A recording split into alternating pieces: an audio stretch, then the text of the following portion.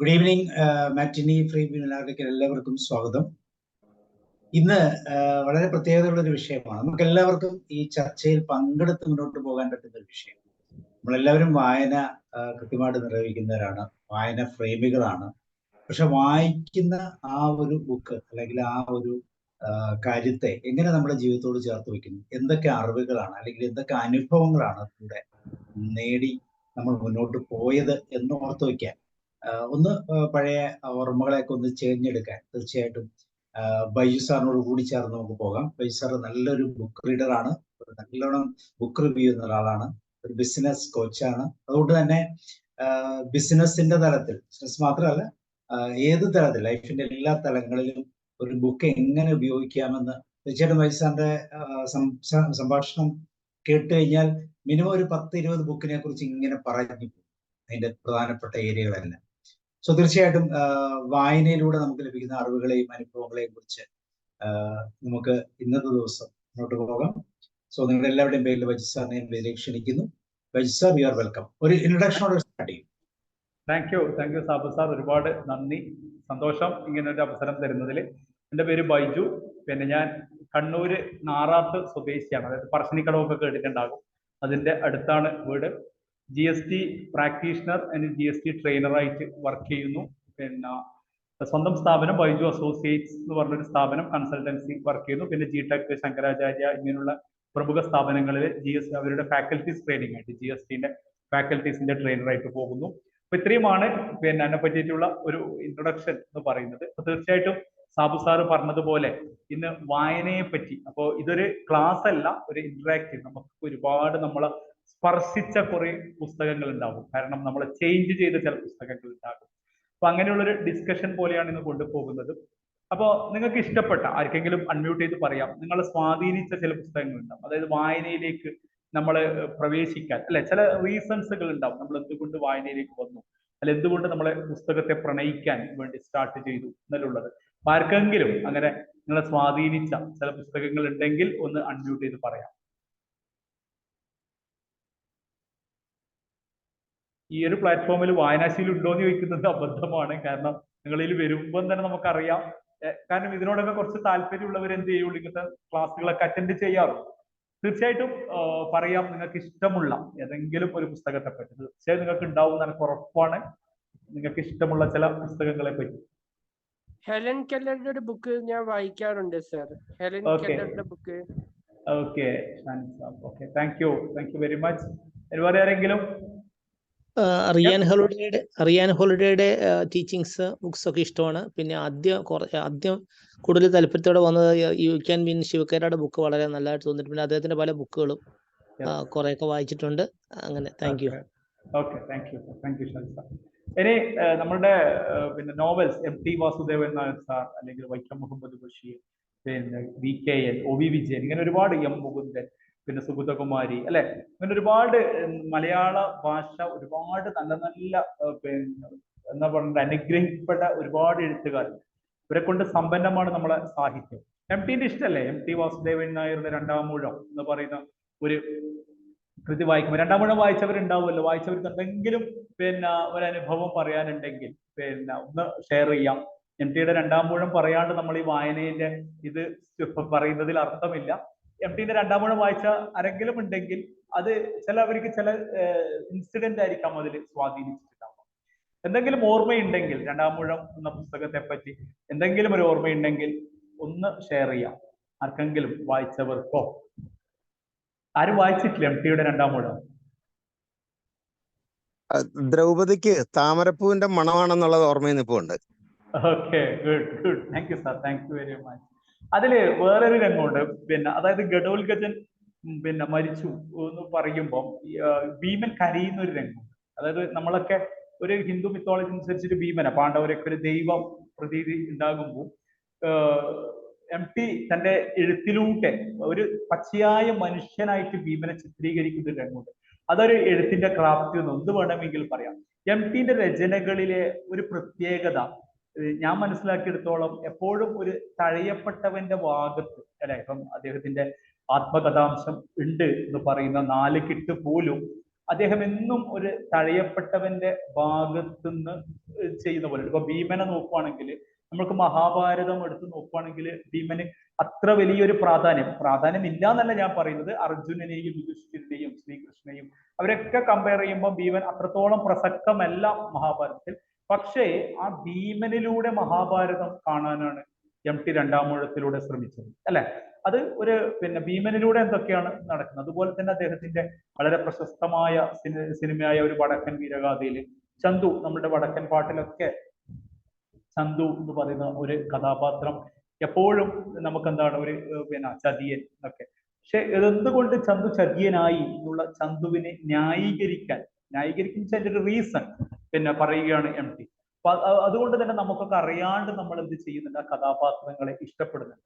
ഇത് പറയുമ്പോൾ വളരെ പണ്ട് കുറച്ചു കാലം മുമ്പ് ഇറങ്ങിയ ഹിസ് ഹൈനസ് അബ്ദുള്ള എന്ന് പറയുന്ന ഒരു സിനിമയുടെ തിരക്കഥ എഴുതിയ ലോഹിതദാസോട് ഒരു പത്രപ്രവർത്തകൻ ചോദിച്ചു, എന്തുകൊണ്ടാണ് മോഹൻലാൽ എന്ന കഥാപാത്രത്തിന് നിങ്ങൾ അതായത് നെടുമുടി വേണുവിനെ കൊല്ലാൻ വേണ്ടി പോകുന്ന ഒരു കഥാപാത്രമാണ്, അപ്പൊ എന്തുകൊണ്ടാണ് ഇങ്ങനെ ഒരു നെഗറ്റീവ് ഷെയ്ഡ് ആ ഒരു കഥാപാത്രത്തിന് കൊടുത്തതെന്ന് ചോദിക്കുമ്പോൾ ലോഹിതദാസ് പറയുന്ന വളരെ മനോഹരമായ ഒരു ഉത്തരമുണ്ട്.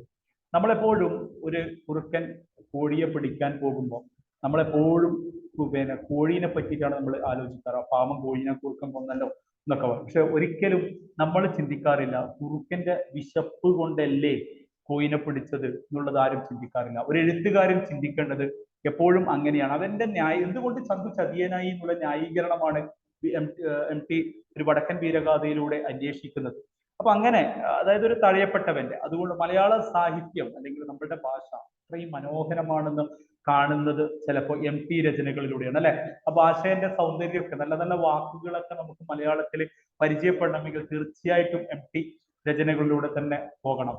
പിന്നീട് MT പറയുമ്പോൾ നമ്മുടെ വൈക്കം മുഹമ്മദ് ബഷീർ, അല്ലെ, ബേപ്പൂരിന്റെ സുൽത്താൻ ഒക്കെ പറയുന്ന പാത്തുമ്മയുടെ ആട്, അങ്ങനെ ഒരുപാട് വളരെ മനോഹരമായ രചനകൾ കൊണ്ട് സമ്പുഷ്ടമാക്കിയത്. ബഷീറിന് ഇഷ്ടമുള്ളവരില്ലേ? വൈക്കം മുഹമ്മദ് ബഷീറിന്റെ പുസ്തകങ്ങൾ നല്ല ചെറിയ ചെറിയ പുസ്തകങ്ങളായിരിക്കാം, വല്ലതും ഉണ്ട്. പാത്തുമ്മയുടെ ആട് ആരോ പറഞ്ഞതുപോലെ നമ്മളെപ്പോഴും ബഷീറിന്റെ ലളിതമായ പുസ്തകങ്ങൾ, ഭാർഗവി നിലയം പോലുള്ള സിനിമക്കൊക്കെ ആധാരമാകിയ ഒരുപാട് രചനകളും ബഷീർ നടത്തിയിട്ടുണ്ട് എന്നുള്ളത് വാസ്തവമാണ്. പക്ഷെ നമ്മളെപ്പോഴും ബഷീർ എന്ന് പറയുമ്പോൾ അദ്ദേഹം അധികം ചെലവഴിക്കുക ഒരു ഹാസ്യാത്മകമായ, അല്ലെ, അദ്ദേഹത്തിന്റെ എഴുത്തിലൂടെ തന്നെ അദ്ദേഹത്തിന്റെ വാക്കുകളൊക്കെ വായിക്കാൻ നല്ല രസമാണ്. ബഷീറിന്റെ എന്തെങ്കിലും കഥകൾ എന്തെങ്കിലും ഷെയർ ചെയ്യാൻ താല്പര്യമുണ്ടെങ്കിൽ ബഷീറിന് ഇഷ്ടമുള്ള ആർക്കെങ്കിലും എന്തെങ്കിലും പറയാം. ബഷീറിനെ വായിക്കാറുണ്ടല്ലോ?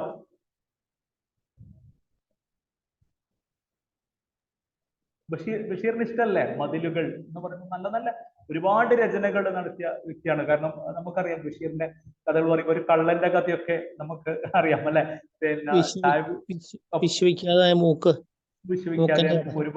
ഒരുപാട് നല്ല നല്ല രചനകൾ നടത്തിയ വ്യക്തിത്വമാണ്. പക്ഷേ മലയാളി ആയതുകൊണ്ട് നമുക്ക് ഭാഗ്യമുണ്ട്. കാരണം അദ്ദേഹത്തിന്റെ രചനകൾ ഇംഗ്ലീഷിലൊക്കെ പോയാൽ ആ ഒരു ഇത് കിട്ടുമോ എന്നുള്ളത് സംശയമാണ്. അദ്ദേഹത്തിന്റെ മലയാള പുസ്തകങ്ങൾ തന്നെ വായിക്കുമ്പോഴേ ആ ഒരു തമാശയും നർമ്മവും ആ ഭാഷയുടെ ഒരു രസമൊക്കെ നമുക്ക് കിട്ടുകയുള്ളൂ. തീർച്ചയായിട്ടും ബഷീറും നല്ലൊരു ഇത് തന്നെയാണ്. തീർച്ചയായും പിന്നീട് VKN കഥകൾ നമ്മൾ നോക്കുവാണെങ്കിൽ, VKN എന്ന് പറയുന്ന ഒരു വ്യക്തിയാണ്. ആദ്യം അനന്തരം എന്ന് പറയുന്ന ഒരു പുസ്തകമാണ് VKN കിട്ടിയത്. പക്ഷെ VKN അനന്തരം എന്ന് പറയുന്ന പുസ്തകം വായിക്കുമ്പോൾ ആകെ ഒരു കൺഫ്യൂഷൻ ആയിരുന്നു. എന്താണ് ഇതിന്റെ ഒരു തുടക്കം കിട്ടുന്നില്ല, ഇങ്ങനെ ചാർത്തും അങ്ങനെ നെല്ല് കത്തിച്ചു അങ്ങനെ അത്. പിന്നീട് ആരോ എനിക്ക് പിതാമഹൻ എന്ന് പറയുന്ന ഒരു പുസ്തകം ഗിഫ്റ്റ് തന്നു. ആ പിതാമഹം വായിച്ചു കഴിഞ്ഞ് അനന്തരം വായിക്കുമ്പോഴാണ് നമുക്ക് ആ കഥകൾ കറക്റ്റ് മനസ്സിലാകുന്നത്. VKN ഒരിക്കലും നമ്മൾ VKN മനസ്സിലാക്കാൻ തുടങ്ങിയ പിന്നെ നമ്മൾ എല്ലാവരെയും വിട്ടുകളയും VKN പുസ്തകം. കാരണം അത്രക്കും നല്ല രചനകളും നർമ്മവും ഒക്കെ ഉണ്ടാവും. കാരണം അത് വായിക്കുമ്പോഴാണ്, വായിച്ചു നോക്കുമ്പോൾ ചിലപ്പോൾ ഒരു ശ്രീനിവാസൻ ശൈലി എന്നൊക്കെ വേണമെങ്കിൽ അതിനേക്കാളും ഒരുപടി മുന്നിൽ തന്നെയാണ് VKN. പക്ഷെ വായിച്ചു നോക്കുമ്പോൾ നമുക്കൊരു നല്ലൊരു ചിരിയും തമാശയൊക്കെ തോന്നും. സീരിയസ് ആയി പറയുന്ന ചില തമാശകൾ വേണമെങ്കിൽ പറയാം VKN ബുക്കുകൾ. അതേപോലെ തന്നെ OV വിജയൻ, അല്ലെ, ഖസാക്കിന്റെ ഇതിഹാസം എന്ന് പറയുന്ന മറ്റൊരു പുസ്തകം മതി അദ്ദേഹത്തിന്റെ പ്രതിഭ അത്രയുണ്ട് എന്ന് മനസ്സിലാക്കാൻ. പിന്നീട് ONV കുറുപ്പ്, നമുക്കറിയാം നമ്മളെ മോഹിപ്പിക്കാൻ പഠിപ്പിച്ച കവിയാണ്. പക്ഷെ അതേ കവി തന്നെയാണ് ഭൂമിക്കൊരു ചരമഗീതവും എഴുതിയത്, അല്ലെ? ഇതിന്റെയൊക്കെ കളി കണ്ടിട്ട് ഇതെങ്ങനെ പോകുന്നു, നമ്മളുടെ ഒക്കെ പോക്ക് കണ്ടിട്ടായിരിക്കാം നമ്മൾ പറയാറുണ്ട് കവികൾക്കും കലാകാരന്മാർക്കൊക്കെ ചിലപ്പോൾ പ്രകൃതി ചില മുൻ സൂചനകൾ. ഇപ്പൊ കോവിഡ് ഒക്കെ വന്നപ്പോ നമ്മൾ അറിയാതെ ONV.യുടെ ഭൂമിക്ക് ഒരു ചരമഗീതം ഓർമ്മിച്ചു പോയി. കാരണം മുൻകൂട്ടി ഒരു ഭൂമിക്ക് ഒരു ചരമഗീതം എഴുതിയിട്ടാണ് ആ കവി ഈ ലോകത്തോട് വിട പറഞ്ഞത്. ഒരുപാട് ആൾക്കാരുണ്ട്, ഞാൻ അധികം പോകുന്നില്ല. നമുക്ക് ഒരു ഒരു ചെറിയ കഥയോടെ നമുക്ക് പോകാം. ഡോക്ടർ ബെൻ കാർസൺ എന്ന് പറയുന്ന അമേരിക്കയിലെ ഒരു പ്രശസ്തനായ ഒരു ന്യൂറോളജിസ്റ്റ് ഉണ്ട്. അദ്ദേഹം അമേരിക്കയിൽ ഒരു ചെറിയ, അതായത് ഒരു നമ്മൾ പറയില്ല ഒരു കോളനി, അങ്ങനെയൊക്കെ ആ ഒരു സ്ഥലത്തായിരുന്നു ജീവിച്ചിരുന്നത്. അപ്പൊ അദ്ദേഹത്തിന്റെ അമ്മക്കൊരു വാശി ഉണ്ടായിരുന്നു, എന്റെ മകൻ ഇങ്ങനെ തൊഴിലാളിയോ അങ്ങനെയൊന്നും ആകാൻ പാടില്ല, അവൻ ജീവിതത്തിൽ നന്നായി ഉയരണം എന്നുള്ളൊരു അമിതമായ ഒരു ആഗ്രഹം ഉണ്ടായിരുന്നു. അപ്പൊ ഈ അമ്മ നോക്കുമ്പോൾ ചുറ്റുപാട് നോക്കുമ്പോൾ എല്ലാ തൊഴിലാളികളും അല്ലെങ്കിൽ വളരെ ജീവിതത്തിന്റെ പഴയ വളരെ താഴെത്തട്ടിലൊക്കെ ഉള്ളതാണ്. പക്ഷെ അദ്ദേഹത്തിന്റെ അമ്മയ്ക്ക് ഒരു വാശി ഉണ്ടായിരുന്നു, എന്റെ മകൻ ജീവിതത്തിൽ എവിടെയെങ്കിലും എത്തിച്ചേരണം. അമ്മ മകനോട് പറഞ്ഞത്, നീ ദിവസവും ലൈബ്രറിയിൽ പോയിട്ട് കുറച്ച് വായിക്കണം, ഒരു 1-2 മണിക്കൂർ വായിക്കണം. വീക്കെൻഡിൽ എല്ലാ ശനിയാഴ്ച വൈകുന്നേരവും നീ ഒരാഴ്ച വായിച്ച പുസ്തകത്തിന്റെ ഒരു ലഘുവിവരണം, റിവ്യൂ എനിക്ക് എഴുതി തരണം, ഞാനത് വായിക്കണം എന്ന് പറഞ്ഞു. അപ്പൊ ഇത് ബെൻ കാർസൺ ദിവസങ്ങളോളം എല്ലാ ദിവസവും സ്കൂളൊക്കെ കഴിഞ്ഞ് 1-2 മണിക്കൂറൊക്കെ ലൈബ്രറിയിൽ ചെലവിടും. പിന്നെ പുസ്തകങ്ങൾ വായിക്കും. ശനിയാഴ്ച ആകുമ്പോൾ അതിന്റെ ഒരു റിവ്യൂ എഴുതിയിട്ട് അമ്മക്ക് കൊടുക്കും. അപ്പൊ അമ്മ ഇത് വായിക്കും. പിന്നെ ഒരുപാട് വർഷം പിന്നീട് ബെൻ കാർസൺ വലിയ ന്യൂറോളജിസ്റ്റായി അറിയപ്പെടുന്ന ഒരു ന്യൂറോളജിസ്റ്റ്. പിന്നീട് ആണ് ബെൻ കാർസൺ എന്ന് മനസ്സിലാകുന്നത് തന്റെ അമ്മക്ക് എഴുതാനും വായിക്കാനും ഒന്നും അറിയില്ലായിരുന്നു. ജസ്റ്റ് പിന്നെ കാരണം തന്റെ മകനെ ആ ഒരു ശീലം ഉണ്ടാക്കുന്നതിന് വേണ്ടി ആ അമ്മ കരുതി വെച്ച ഒരു ഇതാണ്, ഡെയിലി പോയി വായിക്കണം, റിവ്യൂ എഴുതണം, ഞാൻ ആ റിവ്യൂ വായിക്കും എന്നുള്ള ഒരു നിബന്ധന വെച്ചത്. തീർച്ചയായിട്ടും നമുക്കറിയാം, പിന്നെ നമുക്ക് നമ്മളുടെ ജീവിതത്തെ നമ്മൾ പലപ്പോഴും മക്കളോടൊക്കെ നമ്മൾ പറയാറുണ്ട്, പിന്നെ മൊബൈൽ നോക്കാൻ പാടില്ല, അത് ചെയ്യാൻ പാടില്ല, ഇത് ചെയ്യാൻ പാടില്ല എന്നൊക്കെ പറയും. പക്ഷേ നമ്മൾ പലപ്പോഴും അവരുടെ പിന്നെ മുമ്പിൽ എന്താണ് ചെയ്യാറ്, മൊബൈൽ ഇങ്ങനെ ചുരണ്ടാറാണ് പതിവ്. അപ്പോ തീർച്ചയായിട്ടും നമ്മൾ എന്താണോ പിന്നെ ഇതാക്കുന്നത് അത് തന്നെയാണ് അവർ നമ്മൾ എന്ത് ചെയ്യുന്നത്, അനുകരിക്കുന്നത്.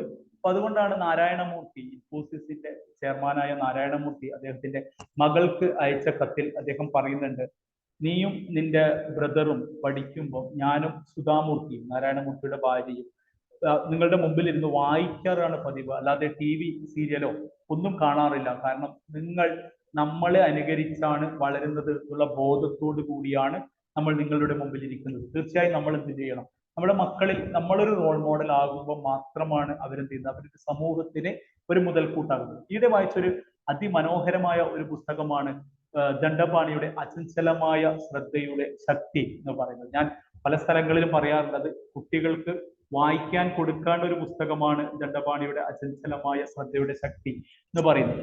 അതില് ദണ്ഡപാണി പല കാര്യങ്ങളും പറയുന്നതിൽ ദണ്ഡപാണി പറയുന്ന വളരെ മനോഹരമായ ഒരു കാര്യമുണ്ട്, നമ്മൾ നമ്മളുടെ ജീവിതത്തിന്റെ ഉത്തരവാദിത്വം ഏറ്റെടുക്കാൻ തുടങ്ങണം എന്നുള്ളത്.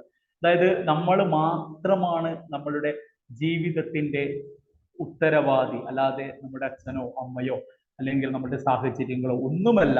നമ്മൾ തന്നെയാണ് നമ്മുടെ ജീവിതത്തിന്റെ ഉത്തരവാദിത്വം, ഉത്തരവാദി. ഞാൻ എന്താണോ ഇന്ന് അത് എൻ്റെ ഇന്നലകളുടെ പ്രവർത്തന ഫലമാണ്, അല്ലാതെ ഒരു ദൈവത്തിന്റെയോ അല്ലെങ്കിൽ എൻ്റെ അച്ഛന്റെയോ അമ്മയുടെയോ ആരുടെയും ഇതല്ല. ഞാൻ തന്നെയാണ് എൻ്റെ ജീവിതത്തിന്റെ ഉത്തരവാദിത്വം ഏറ്റെടുക്കേണ്ടത് എന്ന് ദണ്ഡപാണി നമ്മൾ ഓർമ്മിപ്പിക്കുന്നു.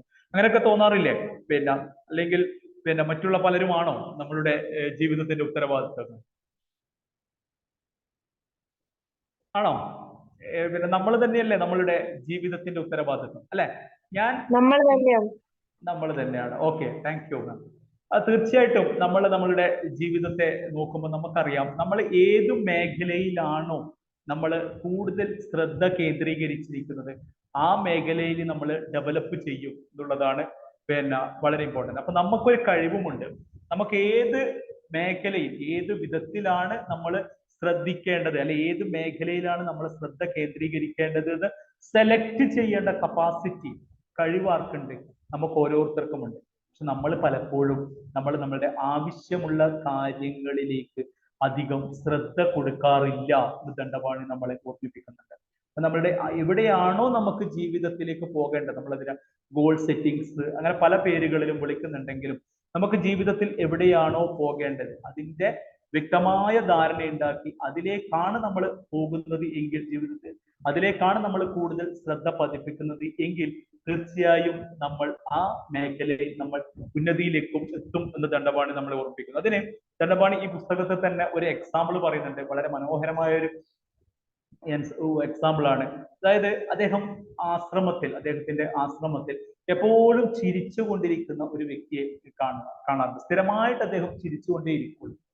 ഇപ്പൊ ദണ്ഡപാണിക്ക് ഒരു സംശയം, ഇയാൾ എന്താണ് നമ്മുടെ നാട്ടിൽ പറയല്ലേ സ്ഥിരമായിട്ട് ചിരിക്കുന്ന പോലെ മെന്റലും സംഭവങ്ങളൊക്കെ ആയിരിക്കും എന്ന് ചിന്തിക്കും. അത് ദണ്ഡപാണി ഇദ്ദേഹത്തോട് ചോദിച്ചു, നിങ്ങൾ എന്താണ് ഇങ്ങനെ സ്ഥിരമായിട്ട് ചിരിച്ചുകൊണ്ടിരുന്നത്, എപ്പോഴും സ്മൈലിംഗ് ഫേസ് ആണല്ലോ ഒന്നും പറഞ്ഞു. അപ്പൊ ദണ്ഡപാണിയോട് അയാൾ പറഞ്ഞ ഉത്തരമുണ്ട്, എന്റെ ചെറുപ്പത്തിലെ എൻ്റെ അച്ഛൻ മരിച്ചു, പിന്നീട് അമ്മയായിരുന്നു ജീവിതത്തിലെല്ലാം. അമ്മയാണ് ഒരു 3-4 മക്കളെ അത്താണി എന്ന് വേണമെങ്കിൽ പറയാം. വളരെ കഷ്ടപ്പെട്ടിട്ടായിരുന്നു ജീവിതം അമ്മ കൊണ്ടുപോകുന്നത്. പക്ഷേ ഈ അമ്മയ്ക്കൊരു നിർബന്ധമുണ്ട്, എൻ്റെ എല്ലാ മക്കളും രാവിലെ എഴുന്നേറ്റ ഉടനെ തന്നെ വരിക്ക് നിന്നിട്ട് എല്ലാവരും ഒരു 5 മിനിറ്റ് ചിരിക്കണം എന്നുള്ളത്. ജീവിതത്തിൽ ഒരുപാട് പ്രശ്നങ്ങളും പ്രതിസന്ധികളും ഒക്കെ ഉണ്ട്. അതൊക്കെ ഉണ്ടെങ്കിൽ പോലും രാവിലെ എഴുന്നേറ്റ ഉടനെ എല്ലാവരും എഴുന്നേറ്റ് എന്ത് ചെയ്യണം? ചിരിക്കണം. ഇങ്ങനെ ചിരിച്ചു കഴിഞ്ഞ് മാത്രമേ അവരുടെ സ്കൂൾ പോക്കായാലും അമ്മേന്റെ ജോലിക്ക് പോക്കായാലും ഒക്കെ അവര് സ്റ്റാർട്ട് ചെയ്യുള്ളൂ എന്ന് പറഞ്ഞു. ഈ അമ്മ മക്കളെ പഠിപ്പിക്കുന്ന ഒരു കാര്യമുണ്ട്, ജീവിതം ദുഃഖിക്കാനുള്ളതല്ല, ജീവിതം എന്ത് പ്രശ്നങ്ങളും പ്രതിസന്ധികളും വരുമ്പോൾ ജീവിതം സന്തോഷിക്കാനുള്ളതാണ്, അല്ലെങ്കിൽ ജീവിതം ആനന്ദിക്കാനുള്ളതാണെന്നൊക്കെ പഠിപ്പിക്കുന്നത്. അതുകൊണ്ടാണ് ആ മക്കള് വലുതായപ്പോഴും ദണ്ഡപാണി കാണുമ്പോഴും എപ്പോഴും ചിരിച്ചുകൊണ്ടിരിക്കുന്ന ഫേസ് ആ മകന് വരാൻ കാരണം ഈ അമ്മ നൽകിയ ഒരു ബാലപാഠമാണ് എന്ന് വേണമെങ്കിൽ പറയാം. നമ്മളൊക്കെ ചെയ്യാറുണ്ട്. നമ്മൾ പലപ്പോഴും മക്കളെ എന്താണ് പറയാറ്, മോനെ പിന്നെ എല്ലാവരോടും സന്തോഷമാണോ എന്ന് പറയുമ്പോൾ ഭയങ്കര ദുഃഖാണെന്ന് പറയണം. പിന്നെ സുഖമാണോ എന്ന് ചോദിക്കുമ്പോൾ നമ്മൾ സുഖമാണോ എന്ന് ചോദിക്കുമ്പോൾ എന്താണ് പറയാറ്, ഭയങ്കര കഷ്ടപ്പാടാണ്, പിന്നെ അങ്ങനെ കുഴപ്പമില്ല അല്ലെ. നമ്മള് സുഖമാണോ എന്ന് ചോദിക്കുമ്പോൾ നമ്മൾ കുഴപ്പമില്ല എന്നേ പറയാറുള്ളൂ. നമ്മള് ഗംഭീരമായ ഒരു ദിവസമാണ് അല്ലെ, വളരെ മനോഹരമായ ഒരു ദിവസമാണെന്നൊന്നും പറയാൻ നമുക്ക് പേടിയാണ്, ഇവര് കണ്ടുകൊള്ളൂ എന്നെല്ലാം വിചാരിച്ചു. ഞാനിപ്പം എൻ്റെ അയൽവക്കക്കാരനോട് ഞാൻ പറയുന്നു, ഞാൻ ഗംഭീരമായിട്ട് പോകുന്നു, ജീവിതം വളരെ സന്തോഷമാണ് എന്ന് പറയുമ്പോൾ അവനെന്ത് ചെയ്യും? നമുക്ക് പേടിയാ ഈ സന്തോഷം. നമ്മൾ സ്കൂളിലൊക്കെ അങ്ങനെയല്ലേ, ചിരിക്കുമ്പോൾ നമ്മൾ പറയാറുണ്ട് അല്ലെ, എടാ ഒന്ന് അടിക്കൂ, ഒന്ന് ടീച്ചറിനെ വന്നിട്ട് അടിക്കുവോ. നമുക്ക് ചിരിക്കാൻ പേടിയാണ്, ഈ ചിരിച്ചാൽ കരയേണ്ടി വരുമോ എന്നുള്ളൊരു പേടി കൊണ്ട് നമ്മൾ പലപ്പോഴും സന്തോഷത്തെ നമ്മൾ ജീവിതത്തിൽ നിന്ന് അകറ്റി നിർത്താൻ നമ്മൾ പലപ്പോഴും നോക്കാറുണ്ട്.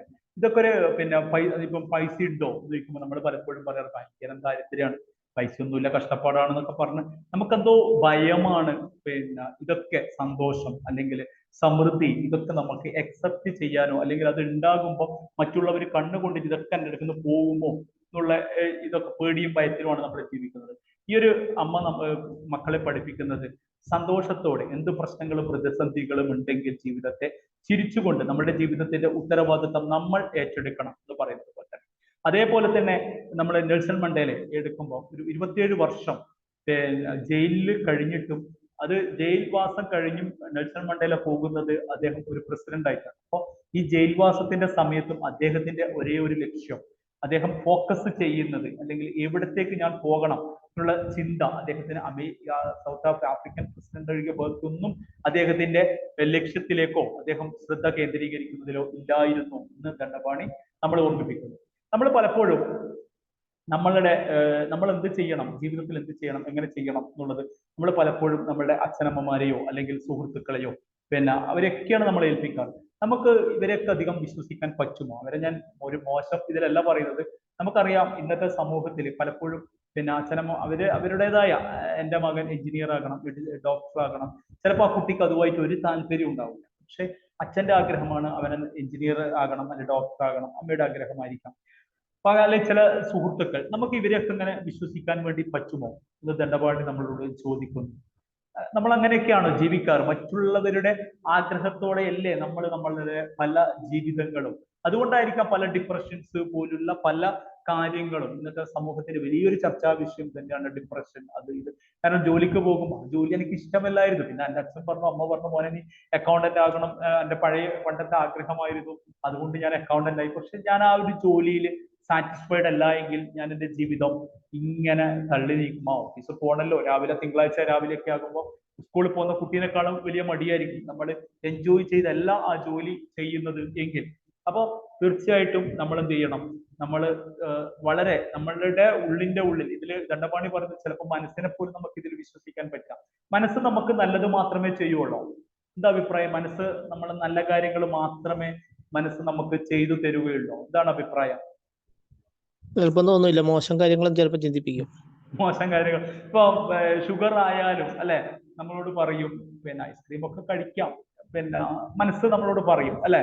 പിന്നെ കാരണം ശരിക്കും പറഞ്ഞാൽ നമുക്ക് ബോഡി അത് കഴിച്ചാൽ പ്രശ്നമാണ്, അല്ലെങ്കിൽ കൊളസ്ട്രോള് നന്നായിട്ടുണ്ടെങ്കിലും മനസ്സൊരു ബീഫൊക്കെ കാണുമ്പോൾ മൈൻഡ് പറയും കുറച്ച് കഴിച്ചോ, അതൊന്നും പ്രശ്നമില്ല, ഇനി അതും നല്ല ടേസ്റ്റ് ഉണ്ടെങ്കിൽ ആദ്യം ഈ മൈൻഡ് നമുക്ക് വേണ്ടി നല്ല കാര്യങ്ങൾ മാത്രമേ ചെയ്യുള്ളൂ എങ്കിൽ ഈ ഷുഗർ ഹൈ ലെവലിൽ ഉണ്ടാകുമ്പോൾ പ്രഥമം കുടിക്കാനോ അല്ലെങ്കിൽ നല്ല പിന്നെ മധുരൂട്ട ലഡു അല്ലെങ്കിൽ ഇതൊക്കെ കഴിക്കാൻ നമ്മൾ വിടുവോ?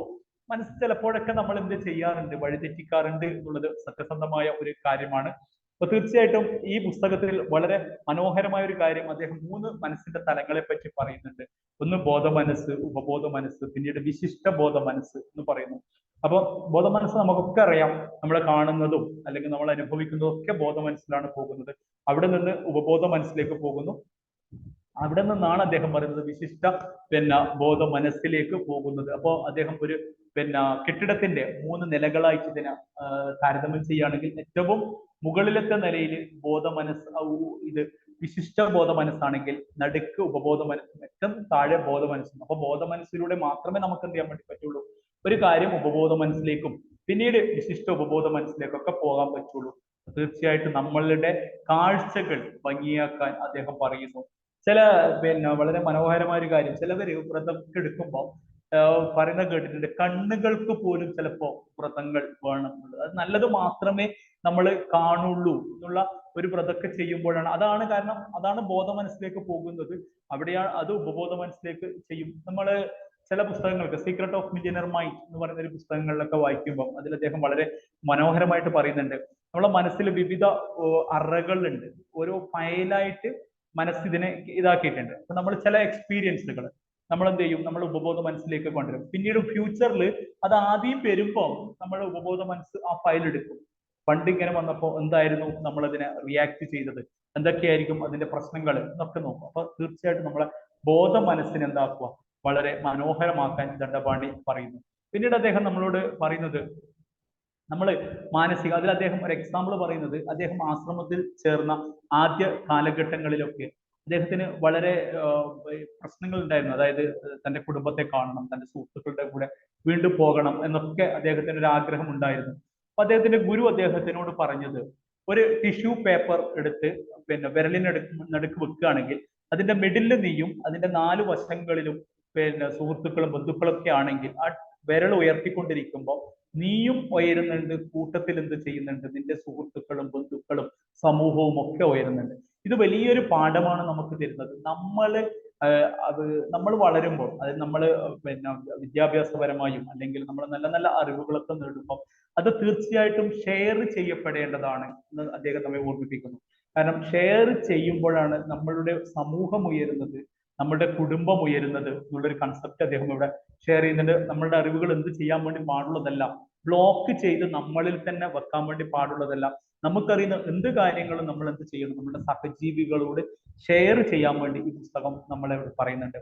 അതേപോലെ തന്നെ ഇതിൽ പറയുന്ന വേറൊരു വളരെ മനോഹരമായ തൃഷ്ണ, അതായത് നമ്മള് തിങ്ക് ആൻഡ് ഗ്രോ റിച്ച് എന്ന് പറയുന്ന നെപ്പോളിയൻ ഹില്ലിന്റെ ബുക്കുകളിൽ പറയുന്നത് പോലെ ബേണിംഗ് ഡിസയർ നമ്മളിൽ ഉണ്ടാവണം.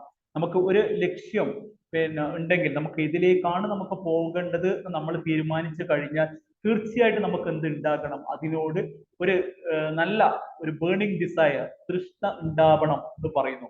നമുക്ക് പലപ്പോഴും അത് ഉണ്ടോ എന്നുള്ളത് അദ്ദേഹത്തിന് സംശയമുണ്ട് എന്ന് പറയുന്നത് അല്ലെ. നമ്മളും അങ്ങനെ തന്നെയല്ലേ, ചിലപ്പോ രാവിലെ നല്ല സച്ചിൻ ടെണ്ടുൽക്കറുടെ കളി കാണുമ്പോൾ നമ്മൾ ചിന്തിക്കും ഒരു ക്രിക്കറ്റർ ആകും. നമ്മുടെ ചെറുപ്പത്തിൽ അങ്ങനെയല്ലേ സംഭവിച്ചത്, നല്ലൊരു ക്രിക്കറ്റർ ആകണം തോന്നുന്നു. ഒരു ഉച്ചക്ക് ഷാറൂഖ് ഖാന്റെ മൂവി കാണുമ്പോൾ വിചാരിക്കും ഇതിലും നല്ലത് ഒരു സിനിമാക്കാരനാകുന്നതായിരിക്കാം. ഇനി വൈകുന്നേരം മോദിയുടെയോ അല്ലെങ്കിൽ വാജ്പേയിയോ അല്ലെങ്കിൽ മൻമോഹൻ സിംഗോ രാജീവ് ഗാന്ധിയുടെയോ ആരുടെയെങ്കിലും പ്രസംഗം, ഇ കെ നായനാരുടെയൊക്കെ പ്രസംഗം കേൾക്കുമ്പോൾ നമ്മൾ ചിന്തിക്കും ഒരു രാഷ്ട്രീയക്കാരനാകുന്നതല്ലേ നല്ലത്. നമുക്കൊന്നിലും ഇതില്ല, നമുക്കൊരു ബേണിംഗ് ഡിസയർ ഇല്ല എന്ന് പറയുന്നു. അപ്പൊ അത് നമ്മളോട് തിങ്ക് ആൻഡ് ഗ്രോ റിച്ചിലും നെപ്പോളിയൻ ഹിൽ വളരെ മനോഹരമായിട്ട് പറയുന്നുണ്ട്. നമ്മൾക്ക് ഒരു ജീവിതത്തിൽ എവിടെയെങ്കിലും നമ്മൾ ലക്ഷ്യം കേന്ദ്രീകരിച്ച ഒന്നിലേക്ക് നമുക്ക് എത്തിച്ചേരണമെങ്കിൽ നമുക്ക് തീർച്ചയായിട്ടും അതിനോട് അടങ്ങാത്ത ആവേശം ഉണ്ടാവണം എന്ന് പറയുന്നു. അതിനെന്തും പിന്നെ നമുക്കറിയാം, നമ്മളുടെ യേശുദാസിനെ ആയാലും മമ്മൂട്ടി ഇവരൊക്കെ നമ്മൾ എടുക്കുമ്പോൾ, ഇപ്പം യേശുദാസിന്റെ ഒക്കെ കഥ നോക്കുമ്പോൾ അദ്ദേഹം തണുത്ത വെള്ളമോ ഒന്നും, അദ്ദേഹത്തിന്റെ ആ ഒരു പിന്നെ നല്ലൊരു ഗായകനായി കണ്ടിന്യൂ ചെയ്യണം എന്നുള്ള ഒരു അമിതമായ ഒരു ആഗ്രഹം കൊണ്ടായിരിക്കാം തനിക്ക് ഇഷ്ടമുള്ള പല കാര്യങ്ങളും. ഇപ്പൊ മമ്മൂട്ടി ആയാലും പിന്നെ പല കാര്യങ്ങളും വേണ്ട എന്ന് വെക്കുന്നുണ്ട് അല്ലെ, പിന്നെ ഫാറ്റിയാകാതിരിക്കാനും. ഇപ്പം ലേറ്റസ്റ്റ് ആയിട്ട് ആടുജീവിതം എന്ന് പറയുന്ന ഒരു സിനിമയൊക്കെ എടുക്കുമ്പോൾ പൃഥ്വിരാജ് എത്രത്തോളം നമ്മൾ പല ഇന്റർവ്യൂകളിലും ഒക്കെ കണ്ടിട്ടുണ്ട്, എത്രത്തോളം അതിനു വേണ്ടി പിന്നെ അദ്ദേഹം തയ്യാറെടുത്തു, അത് ഇതിനു വേണ്ടി കഷ്ടപ്പെട്ടു. നമുക്ക് വലിയ ആളൊക്കെ ആകണം, പക്ഷെ നമുക്കെന്ത് ശരിയല്ല, നമുക്കതൊന്നും കഷ്ടപ്പെടാനൊന്നും നമുക്ക് എന്തില്ല, അല്ലെങ്കിൽ അതിനുവേണ്ടി ഒന്ന് ഡെഡിക്കേറ്റ് ചെയ്ത് വർക്ക് ചെയ്യാനൊന്നും നമുക്ക് എന്തില്ല, വലിയ താല്പര്യമില്ല എന്നുള്ളതാണ് സത്യം. നമ്മൾ പലപ്പോഴും പറയും, ഓ അവനങ്ങ് വലിയ ആളായി, ഡോക്ടറായി, എഞ്ചിനീയറായി. പക്ഷെ നമ്മളെന്താണ്, നമുക്ക് 9:30-10 മണിയാകുമ്പോൾ കിടന്നുറങ്ങണം, അല്ലെങ്കിൽ യൂട്യൂബ് കുറെ വീഡിയോസ് കാണണം, ഒരു 8 മണിയാകുമ്പോൾ എണീക്കണം. നമ്മൾ പറയും പിന്നെ എന്താണ്, നമ്മൾ വലിയ ഇതൊന്നും എത്തിയില്ല, മറ്റുള്ളവരൊക്കെ വലിയ. പക്ഷെ നമ്മൾ എന്ത് ചെയ്യണം, നമുക്ക് എന്തെങ്കിലും ഒരു ആഗ്രഹം ഉണ്ടെങ്കിൽ, ആ ബേണിംഗ് ഡിസയർ ഉണ്ടെങ്കിൽ അതിനു വേണ്ടി ചില കാര്യങ്ങൾ ത്യജിക്കാൻ ഈ പുസ്തകത്തിൽ നമ്മളോട് പറയുന്നു. വിശ്വാസവും ഒപ്പം ജ്വലിക്കുന്ന തൃഷ്ണയും ഒത്തുചേർന്ന് പ്രവർത്തിച്ചാൽ യാഥാർത്ഥ്യമാക്കാനാവാത ഒന്നുമേ ഇല്ല എന്ന് പറയുന്നു ദണ്ഡപാണി. നമുക്ക് നമ്മളോട് തന്നെ നമുക്കൊരു വിശ്വാസമുണ്ട്, നമ്മളോട് തന്നെ ഒരു വിശ്വാസമുണ്ട്, പിന്നീട് അടങ്ങാനാവാത്ത ഒരു ആവേശവും നമുക്ക് ഏതിനോടെങ്കിലും നമുക്ക് ഉണ്ടെങ്കിൽ നമുക്ക് ഈ ലോകത്തിൽ നമുക്ക് എന്തും എത്തിപ്പിടിക്കാൻ പറ്റും എന്ന് ദണ്ഡപാണിയിൽ പറയുന്നുണ്ട്. അതും തിങ്ക് ആൻഡ് ഗ്രോ റിച്ച് എന്ന് പറയുന്ന പുസ്തകത്തിൽ വളരെ മനോഹരമായിട്ട് പിന്നെ നെപ്പോളിയൻ ഹിൽ അതിനെപ്പറ്റി എക്സ്പ്ലെയിൻ ചെയ്യുന്നുണ്ട്. പിന്നെ ഈവൻ എഡിസന്റെ ഇതിലൊക്കെ പോകുന്ന അദ്ദേഹത്തെ വാട്സൺ അങ്ങനത്തെ ഒരു അവരൊക്കെ വെച്ചിട്ട് ഇതിൽ അദ്ദേഹം വളരെ മനോഹരമായിട്ട് എക്സ്പ്ലെയിൻ ചെയ്യുന്നുണ്ട് എങ്ങനെ ബേണിംഗ് ഡിസയർ ഉണ്ടാവണം എന്നുള്ളത്. തീർച്ചയായിട്ടും ദണ്ഡപാണി പറയുന്നു, നമ്മളൊരു ലക്ഷ്യത്തിലേക്ക് നമ്മളൊന്നിലേക്ക് ഫോക്കസ് ചെയ്യണം എന്നൊക്കെ പറയുമ്പോൾ അദ്ദേഹം ചോദിക്കുന്നുണ്ട്, നമ്മളിങ്ങനെ ചുമ്മാ പറഞ്ഞതുകൊണ്ട് കാര്യമില്ല, ഇങ്ങനെ ഫോക്കസ് ചെയ്തത് കൊണ്ട്, അല്ലെങ്കിൽ നമുക്ക് നമ്മളുടെ ജീവിതത്തിൽ എങ്ങോട്ടേക്കാണ് പോകേണ്ടത് അത് നമ്മൾ ആക്കുന്നത് കൊണ്ട് എന്താണ് കാര്യം. നമ്മളെപ്പോഴും നമ്മളെപ്പോഴും ട്രെയിനിങ് എടുക്കുമ്പോൾ പറയാറില്ല, നീഡ് ക്രിയേറ്റ് ചെയ്യണം. ഇത് ചെയ്തത് കൊണ്ട് അനക്ക് എന്താണ് കിട്ടുന്നത് എന്ന് ചോദിക്കുമ്പോൾ ദണ്ഡപാണി ഇതിൽ പറയുന്നത്, നമ്മൾ ഇഷ്ടപ്പെട്ട കാര്യങ്ങൾ ഒക്കെ ചെയ്യുമ്പോൾ നമുക്ക് നല്ലൊരു സന്തോഷം കിട്ടും. പിന്നെ അതുപോലെ തന്നെ ഒരു സ്വന്തം നമ്മൾ എന്തിനാണോ ഈ ലോകത്ത് ജനിച്ചത്, നമ്മളുടെ ഒരു പ്രത്യേക ലക്ഷ്യം നമുക്ക് സാറ്റിസ്ഫൈ ചെയ്തു എന്നുള്ള ഒരു ആത്മസംതൃപ്തി ഉണ്ടാകാം. പിന്നീട് അദ്ദേഹം പറയുന്ന വളരെ ഭയാനകമായ ഒരു കാര്യമാണ് മരണം എന്നുള്ള ഒരു കൺസെപ്റ്റ്. തീർച്ചയായിട്ടും പിന്നെ നമ്മളുടെ ലൈഫിനെ തന്നെ നമ്മളൊന്ന് നോക്കുവാണെങ്കിൽ നമുക്കറിയാം, നമ്മൾ പലപ്പോഴും നമ്മളൊരു ദിവസത്തെ തന്നെ നമ്മൾ വിശകലനം ചെയ്യുകയാണെങ്കിൽ പലപ്പോഴും അതിൽ നമ്മൾ ജീവിതത്തിൽ നമുക്ക് ഒന്നും ആവശ്യമില്ലാതെ, കാരണം അതിനെക്കൊണ്ട് ആ ഒരു കാര്യം ചെയ്തത് കൊണ്ട് നമ്മുടെ ജീവിതത്തിൽ ഒരു പുരോഗതിയും ഇല്ലാതെ പല കാര്യങ്ങളും നമുക്ക് ചെയ്യാനായിരിക്കും കൂടുതൽ താല്പര്യം.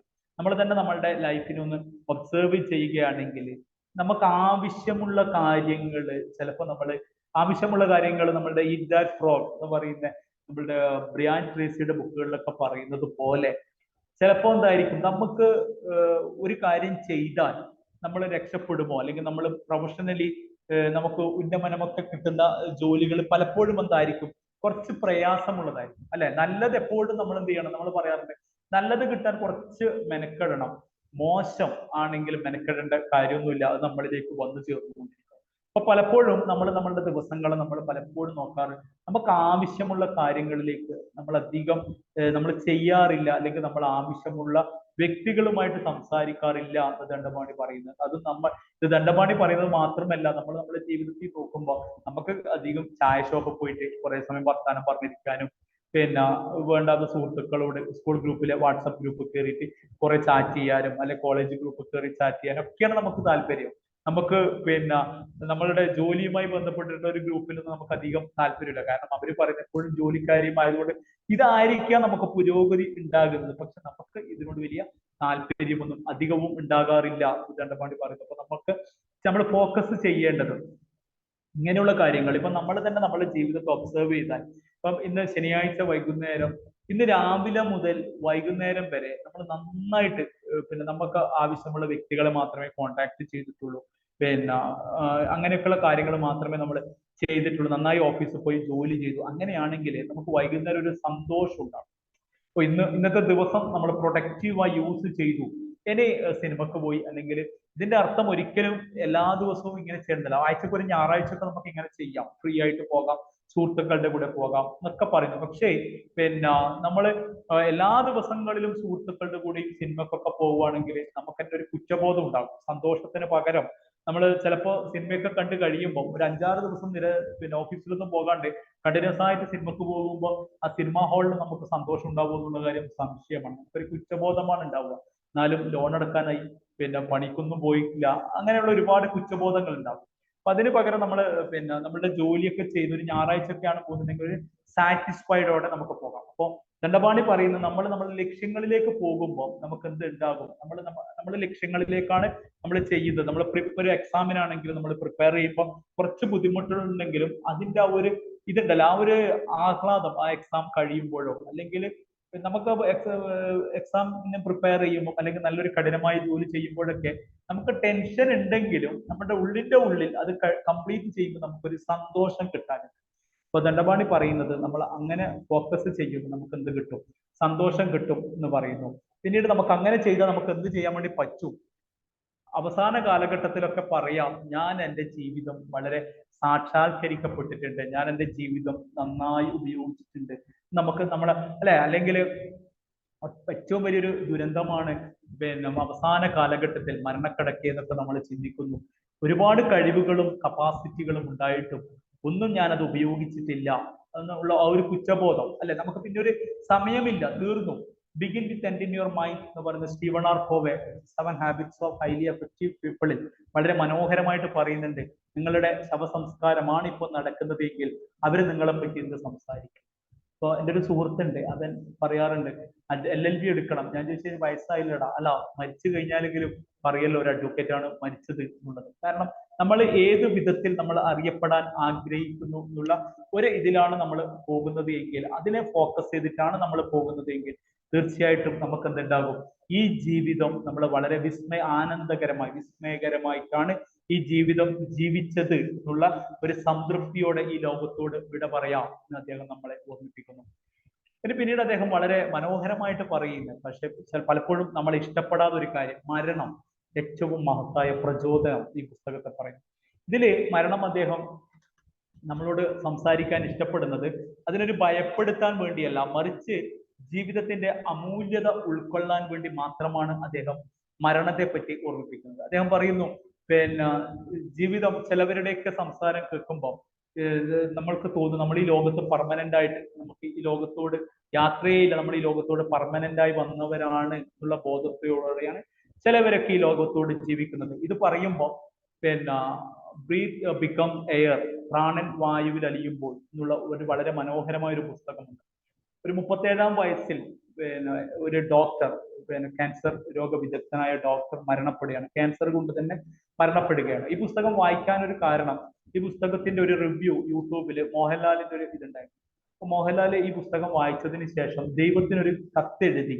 പിന്നെ എന്തിനാണ് ഈ യുവ ഡോക്ടറെ, 37 വയസ്സുള്ള, ഒരുപക്ഷെ ക്യാൻസർ രോഗത്തിന് വേണ്ടി ഒരുപാട് നല്ല നല്ല സംഭാവനകൾ, പിന്നെ കണ്ടുപിടുത്തങ്ങളൊക്കെ നടത്താൻ കപ്പാസിറ്റി ഉള്ള ഒരു ഡോക്ടറെ ഇത്രയും വേഗത്തിൽ കൊണ്ടുപോയത് എന്ന് ചോദിക്കുന്നുണ്ട്. ചോദിച്ചപ്പോൾ അദ്ദേഹം തന്നെ പറയുന്നു, ദൈവം തിരിച്ചു മറുപടി നൽകി, ഞാൻ നിന്നോട് എപ്പോഴെങ്കിലും പറഞ്ഞിരുന്നോ നിനക്ക് 50 വർഷം അല്ലെങ്കിൽ 100 വർഷം നിനക്ക് ഞാൻ പിന്നെ ജീവിക്കാൻ സമയം തരുന്നു, എവിടെയെങ്കിലും ഞാൻ പറഞ്ഞിട്ടുണ്ടായിരുന്നോ? ബ്രീത്ത് ബിക്കംസ് എയർ എന്ന് പറയുന്നത് അത് ആ പുസ്തകമൊക്കെ വായിക്കുമ്പോഴാണ് നമ്മൾ ഈ നാളെ ചെയ്യാം, അല്ലെ 2 മാസം ചെയ്തിട്ട് ചെയ്യാം എന്നൊക്കെ ചില പ്രൊജക്ടുകളൊക്കെ മാറ്റി വെക്കുമ്പോൾ ഒന്നിനും സമയമില്ല. കാരണം നാളെ നമ്മൾ എഴുന്നേൽക്കുമ്പോൾ ഒരു ഗ്യാരണ്ടിയും ഇല്ലാത്ത ലോകത്താണ് നമ്മൾ ജീവിച്ചു കൊണ്ടിരിക്കുന്നത്. അങ്ങനെയുള്ള പുസ്തകങ്ങൾ നമ്മെ ഓർമ്മിപ്പിക്കുന്നു. ഇത് പറയുമ്പോൾ നമുക്കറിയാം, ആപ്പിളിന്റെ ചെയർമാൻ മരിച്ചുപോയ സ്റ്റീവ് ജോബ്സ് പറയാറുണ്ട്, എൻ്റെ ഓരോ ദിവസങ്ങളും എൻ്റെ അവസാന ദിവസമാണ് എന്ന് വിചാരിച്ചിട്ടാണ് ഞാൻ ജോലി ചെയ്യാറ് എന്നുള്ളത്. നമ്മളെങ്ങനെയാണ് ചെയ്യാറ്? നമ്മളെപ്പോഴും ചിന്തിക്കും, ഞായറാഴ്ച ആവട്ടെ അല്ലെ, പിന്നെ നമ്മളങ്ങ് മാറ്റി മാറ്റി വെക്കും. അടുത്ത ആഴ്ച നോക്കാം, 2 ആഴ്ച കഴിയട്ടെ എന്നൊക്കെ ചിന്തിക്കും. അപ്പൊ കാരണം നമ്മൾ ചിന്തിക്കുന്നത് നമ്മൾ ഈ ലോകത്ത് പെർമനന്റ് ആണ്, നമുക്ക് മരണമൊന്നുമില്ല, നമ്മൾ ഇനിയും ഒരുപാട് സമയമുണ്ട്. പക്ഷെ ഇങ്ങനെയുള്ള പുസ്തകങ്ങളൊക്കെ വായിക്കുമ്പോഴാണ് ഇന്ന് ചെയ്യേണ്ട കാര്യങ്ങൾ നമ്മൾ ഇന്ന് തന്നെ ചെയ്യണം എന്നുള്ള ഒരു ഓർമ്മപ്പെടുത്തലുകൾ ഈ പുസ്തകം. നമുക്കൊരിക്കലും ടൈം മാനേജ്മെന്റ് നമുക്ക് ചെയ്യാൻ പറ്റില്ല, നമുക്ക് ലൈഫ് മാനേജ്മെന്റ് ചെയ്യാൻ വേണ്ടി പറ്റുള്ളൂ. ഇങ്ങനെയുള്ള പുസ്തകങ്ങൾ നമ്മളെ ഓർമ്മിപ്പിക്കുന്നുണ്ട് എന്നുള്ളതാണ്. ജീവിതം ചെറുതാണോ? ജീവിതം വളരെ ചെറുതാണെന്ന് തോന്നാറുണ്ടോ ആർക്കെങ്കിലും? ജീവിതം ഷോർട്ടാണോ? ഏറ്റവും നമുക്ക് പിന്നെ പറയുമ്പോൾ ജീവിതം വളരെ ചെറുതാണെന്നൊക്കെ നമുക്ക് തോന്നാറുണ്ടോ? ചിലപ്പോ തോന്നാറുണ്ട്. Okay, good. പിന്നെ വേറെ ആരും ഇല്ലേ? മാഡം മാത്രമേ പറയുന്നുള്ളൂ. പിന്നെ ജീവിതം അങ്ങനെ യെസ് വളരെ ചെറുതാണെന്ന് തോന്നാറുണ്ട്. പക്ഷേ നമ്മളൊരു ട്രാഫിക് ബ്ലോക്കിൽ നിൽക്കുമ്പോൾ നമുക്ക് അങ്ങനെ തോന്നുമോ? ബാംഗ്ലൂരില് സിൽക്ക് സിറ്റി, അങ്ങനെ ഒരു മടിവാള ഒരു സ്ഥലത്ത് ഇവിടെ ഭയങ്കര ട്രാഫിക് ബ്ലോക്കാണ്. തിങ്കളാഴ്ച രാവിലെ അവിടെ നിൽക്കുമ്പോൾ മനസ്സിലാകും ജീവിതം വളരെ വലുതാണ് നമുക്ക് തോന്നും. കാരണം ഒരു 1-1.5 മണിക്കൂറൊക്കെ ട്രാഫിക് ബ്ലോക്കിൽ നിൽക്കുമ്പോൾ അല്ലെ നമുക്ക് തോന്നാറുണ്ട് ജീവിതം എത്ര വലുതാണ് നമുക്ക് തോന്നാറുണ്ട്. പിന്നെ ചില ഇതില് നമ്മളൊരു റെസ്റ്റോറന്റിൽ ക്യൂ നിൽക്കുമ്പോൾ അല്ലെങ്കിൽ എവിടെയെങ്കിലും ഇപ്പൊ ഒന്നും വേണ്ട, ഇപ്പൊ കണ്ണൂർ ഏരിയയിലൊക്കെ കാവുകളിലൊക്കെ ഉത്സവമാണ്, അവിടെ ഭക്ഷണത്തിന് ക്യൂ നിൽക്കുമ്പോൾ ഒക്കെ നമുക്ക് തോന്നാറുണ്ട് ജീവിതം എത്ര വലുതാണ് എന്നുള്ളത്. നമ്മൾ പലപ്പോഴും പിന്നെ ജീവിതം അത്രക്ക് ചെറുതൊന്നുമല്ല, ജീവിതം ഒരു ആവശ്യത്തിനുള്ള വലുപ്പമൊക്കെ ഉണ്ട് ജീവിതത്തിൽ. പക്ഷേ പിന്നെ നമ്മൾ മനസ്സിലാക്കേണ്ടത് ജീവിതം ഒരു പരിധി ഉണ്ട് ജീവിതത്തിന്. അതായത് അൺലിമിറ്റഡ് അല്ല, ജീവിതം ഒരു പരിധി ഉള്ളതാണ് എന്ന്. അതാണ് മരണം എന്നുള്ളൊരു കൺസെപ്റ്റ് കൊണ്ട് അദ്ദേഹം നമ്മളെ പഠിപ്പിക്കുന്നത്. ജീവിതം അമൂല്യമാണ്, ജീവിതം അതുപോലെ തന്നെ ഒരു പരിധി ഉള്ളതാണ് എന്നും കൂടി ഓർമ്മിപ്പിക്കുന്നു. അപ്പോ നമുക്കറിയാം പിന്നെ ചിലപ്പോഴൊക്കെ ഇതിൽ വളരെ മനോഹരമായ ഒരു വാക്ക് അദ്ദേഹം പറയുന്നുണ്ട്. കല്ലറകൾക്ക് മുകളിലേക്ക് വീഴുന്ന ഏറ്റവും ദുഃഖാർദ്രമായ കണ്ണുനീർ തുള്ളികൾ ഒരിക്കലും പറയപ്പെടാതെ പോയ വാക്കുകൾക്കും മുഴമിപ്പിക്കാൻ സാധിക്കാതെ പോയ കാര്യങ്ങൾക്കും വേണ്ടി ചൊരിയപ്പെട്ടതാണ് അല്ലെ. നമ്മളുടെ ജീവിതത്തിന് പലപ്പോഴും നമ്മൾ നോക്കുമ്പോൾ ഇപ്പം അച്ഛനൊക്കെ ഈ ലോകത്തോട് വിട പറഞ്ഞു. പലപ്പോഴും നമ്മൾ അച്ഛനൊക്കെ മരിക്കുമ്പോൾ നമ്മൾ കരയുന്നത് അദ്ദേഹം പറയുന്നത് ചിലപ്പോൾ നമ്മൾ പല കാര്യങ്ങളും അദ്ദേഹത്തോട് പറഞ്ഞില്ല, അങ്ങനെ ഷെയർ ചെയ്തില്ല. അങ്ങനെ നമുക്ക് ഇഷ്ടപ്പെട്ട ഒരു വ്യക്തി നമ്മൾ പലതും പറയാതെയാണല്ലോ ഈ ലോകത്തോട് വിട പറഞ്ഞത് എന്ന് പറയുമ്പോൾ, കാരണം നമ്മൾ എപ്പോഴും വിചാരിക്കാറ് സെറ്റിൽ ആവട്ടെ, കുറച്ചും കൂടി കഴിയട്ടെ, എന്നിട്ടാകുമ്പോൾ സംസാരിക്കാം എന്നൊക്കെ വിചാരിക്കുമ്പോൾ പെട്ടെന്ന് അവരൊക്കെ നമ്മളുടെ ജീവിതത്തോട് വിട പറയുമ്പോൾ നമ്മളുടെ കണ്ണുനീർ ദണ്ഡപാണി പറയുന്നു. ചിലപ്പോൾ പറയപ്പെടാതെ പോയ ചില കാര്യങ്ങൾ അതൊക്കെ ഓർത്തിട്ടായിരിക്കാം ആ പിന്നെ ബോഡിയുടെ മേൽ അല്ലെ ആ കല്ലറയ്ക്ക് മുകളിൽ വീഴുന്ന കണ്ണുനീർ എന്ന് അദ്ദേഹം നമ്മളെ ഓർമ്മിപ്പിക്കുന്നു. ചിലപ്പോഴൊക്കെ അങ്ങനെയൊക്കെ നമുക്ക് തോന്നാറില്ലേ, നമ്മൾ ചില കാര്യങ്ങളൊന്നും പറയാറില്ല.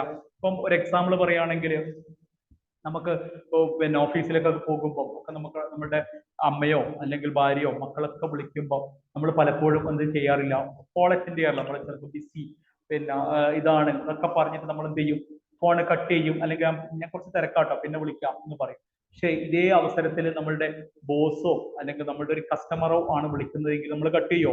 നമ്മൾ സംസാരിക്കും. കാരണം ബോസോട് സംസാരിച്ചില്ലെങ്കിൽ ബോസ് എന്ത് ചെയ്യും, ജോലിയിൽ നിന്ന് പിരിച്ചുവിടാൻ ചാൻസ് ഉണ്ട് എന്നുള്ളൊരു ഭയം കൊണ്ട് നമ്മൾ എന്ത് ചെയ്യും, ബോസിന്റെ ഇത് കോള് നമ്മൾ തീർച്ചയായിട്ടും അറ്റൻഡ് ചെയ്യും.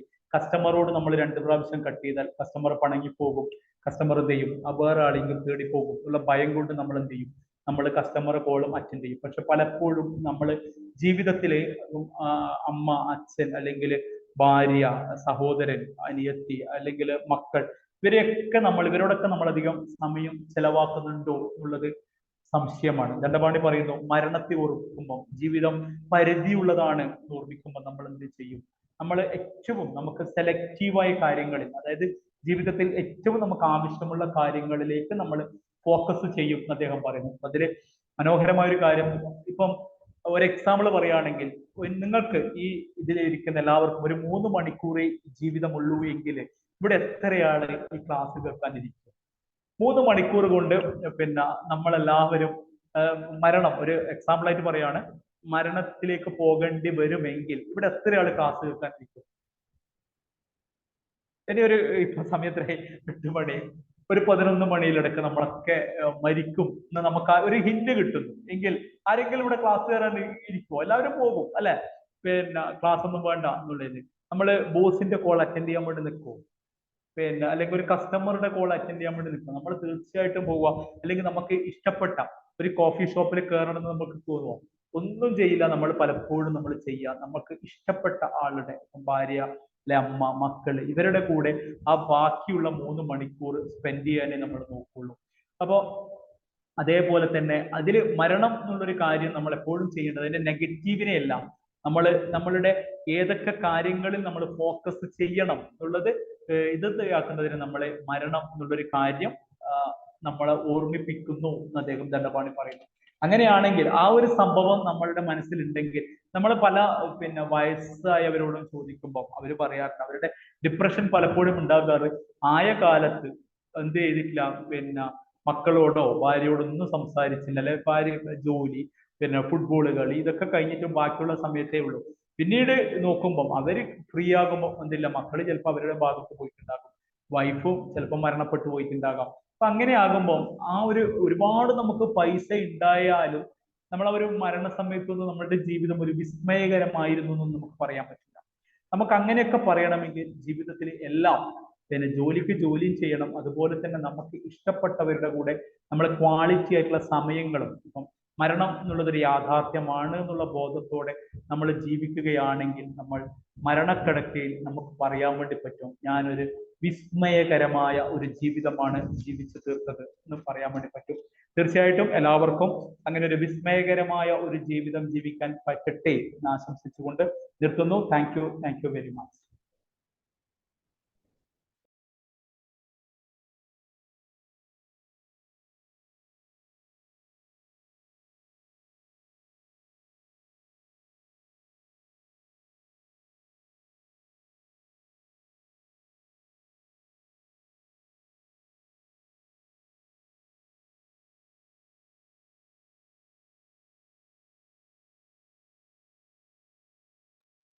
സാറേ താങ്ക് യു.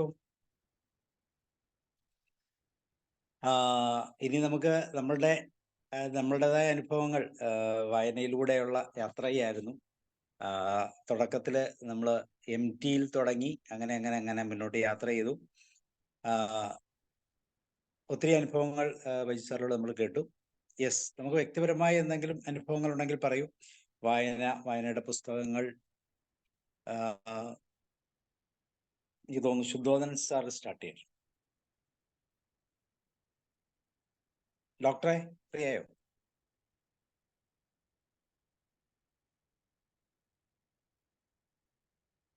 ഓക്കെ, ദെൻ അനിവിത ഉണ്ടോ? Shaji sir?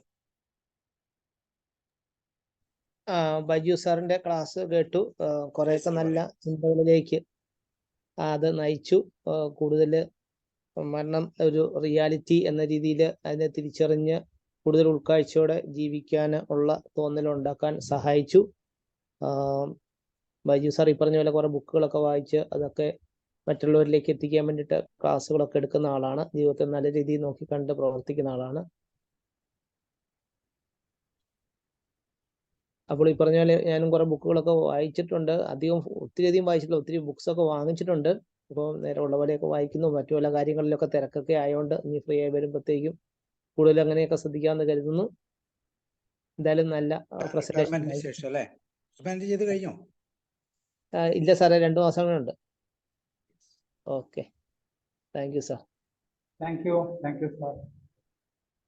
Okay, then Anivitha. Thank you Sabu sir. Baiju sir നമ്മളെ നാട്ടുകാരനാണ്, കണ്ണൂർക്കാരനാണ്. അപ്പൊ അതൊരു എക്സ്ട്രാ ഒരു സന്തോഷമുള്ള കാര്യമാണ്. സാറിന്റെ 2 സെഷൻ ഞാൻ ഇതിനു മുന്നേ കേട്ടിട്ടുണ്ടായിരുന്നു. ഒരു സെഷൻ ദിനേശ് സാറിന്റെ ക്ലാസ്സിലെ ഒരു ബുക്ക് റിവ്യൂ സെഷനും, അതിനുശേഷം നമ്മളെ ടോട്സ് പ്ലാറ്റ്ഫോമിൽ വായനയുടെ അനുഭവങ്ങൾ എന്ന് പറഞ്ഞിട്ടുള്ള ഒരു സെഷനും കേട്ടിട്ടുണ്ടായിരുന്നു.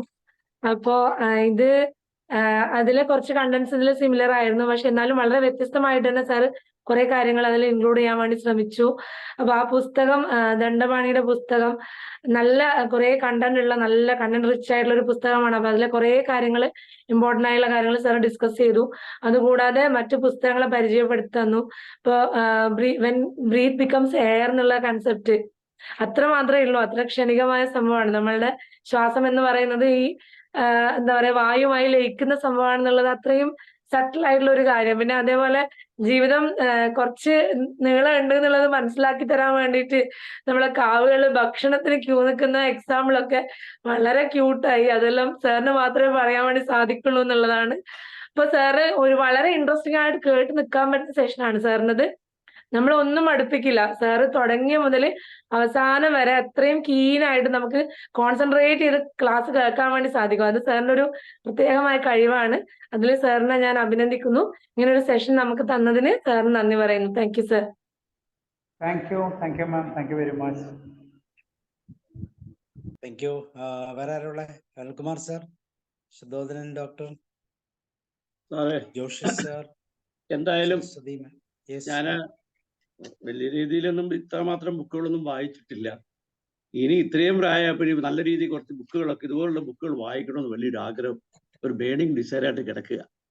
എന്തായാലും അതിന് ഇപ്പൊ ഒരു സ്പീഡ് കൂട്ടാനും എത്രയും പെട്ടെന്ന് തുടങ്ങിയതെല്ലാം വായിച്ചു തീരാനും ഇതൊരു പ്രചോദനമായി. നമ്മുടെ ബൈജു സാറിന്റെ ക്ലാസ് വളരെ വളരെ ഇൻട്രസ്റ്റിംഗ് ആണ്. നമ്മൾ അറിഞ്ഞില്ല, ഒരു നല്ലൊരു പാട്ട് കേൾക്കുന്ന പോലെയൊക്കെ തന്നെയുള്ള ഒരു നല്ലൊരു ഫീലിംഗ്.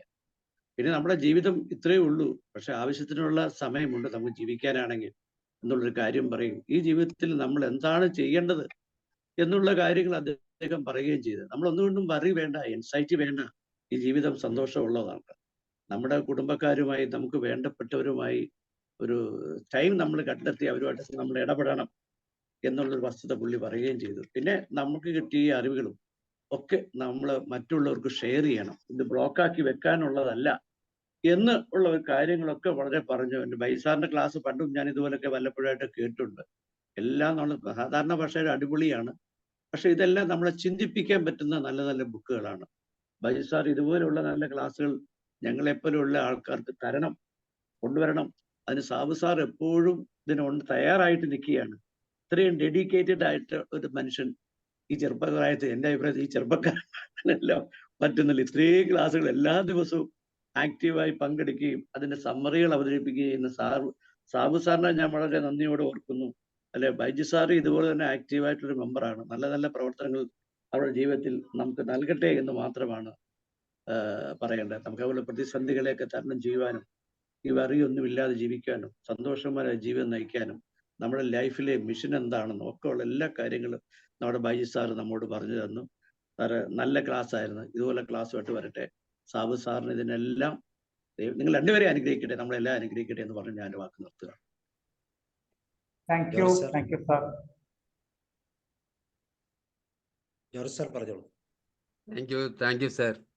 ബൈജു സാറെ പ്രത്യേകം നന്ദി, പ്രത്യേകം അഭിനന്ദനം. സാറിൻ്റെ സാമ്പത്തിക ക്ലാസ്സുകൾ പലതും കേട്ടിട്ടുണ്ട്. അത് എന്തൊരു അറിവാ, എന്തൊരു കഴിവാ എന്നൊക്കെ അങ്ങനെ പലപ്പോഴും ഓർക്കും.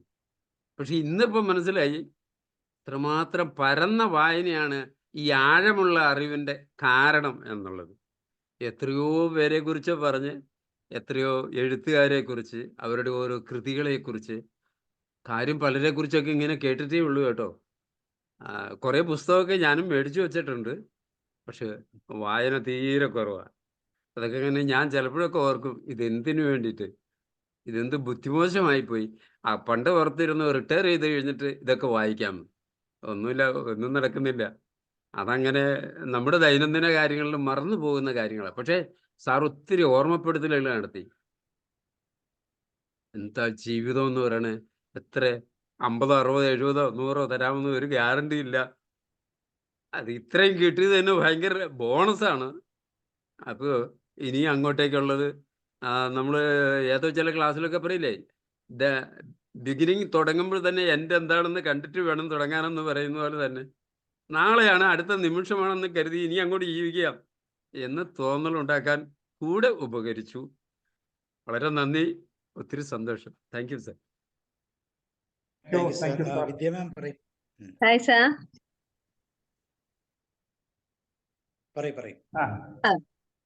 സാർ ഒരുപാട് സന്തോഷം, ഒരുപാട് നന്ദി.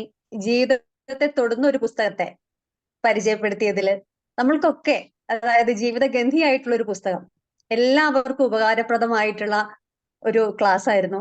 നമ്മൾ പലപ്പോഴും ജീവിതത്തെ ഒരു യാത്രയായിട്ടാ പറയാറ്. ആ ജീവിതയാത്ര എപ്പോ ഇവിടെ അവസാനിക്കുമെന്ന് നമുക്ക് പറയാൻ വയ്യ. അപ്പൊ ആകെയുള്ള ഒരു ജീവിതം, ആ ഒരു ജീവിതം എങ്ങനെ ജീവിക്കണം എന്ന് തീരുമാനിക്കുന്നത് നമ്മളാണ്.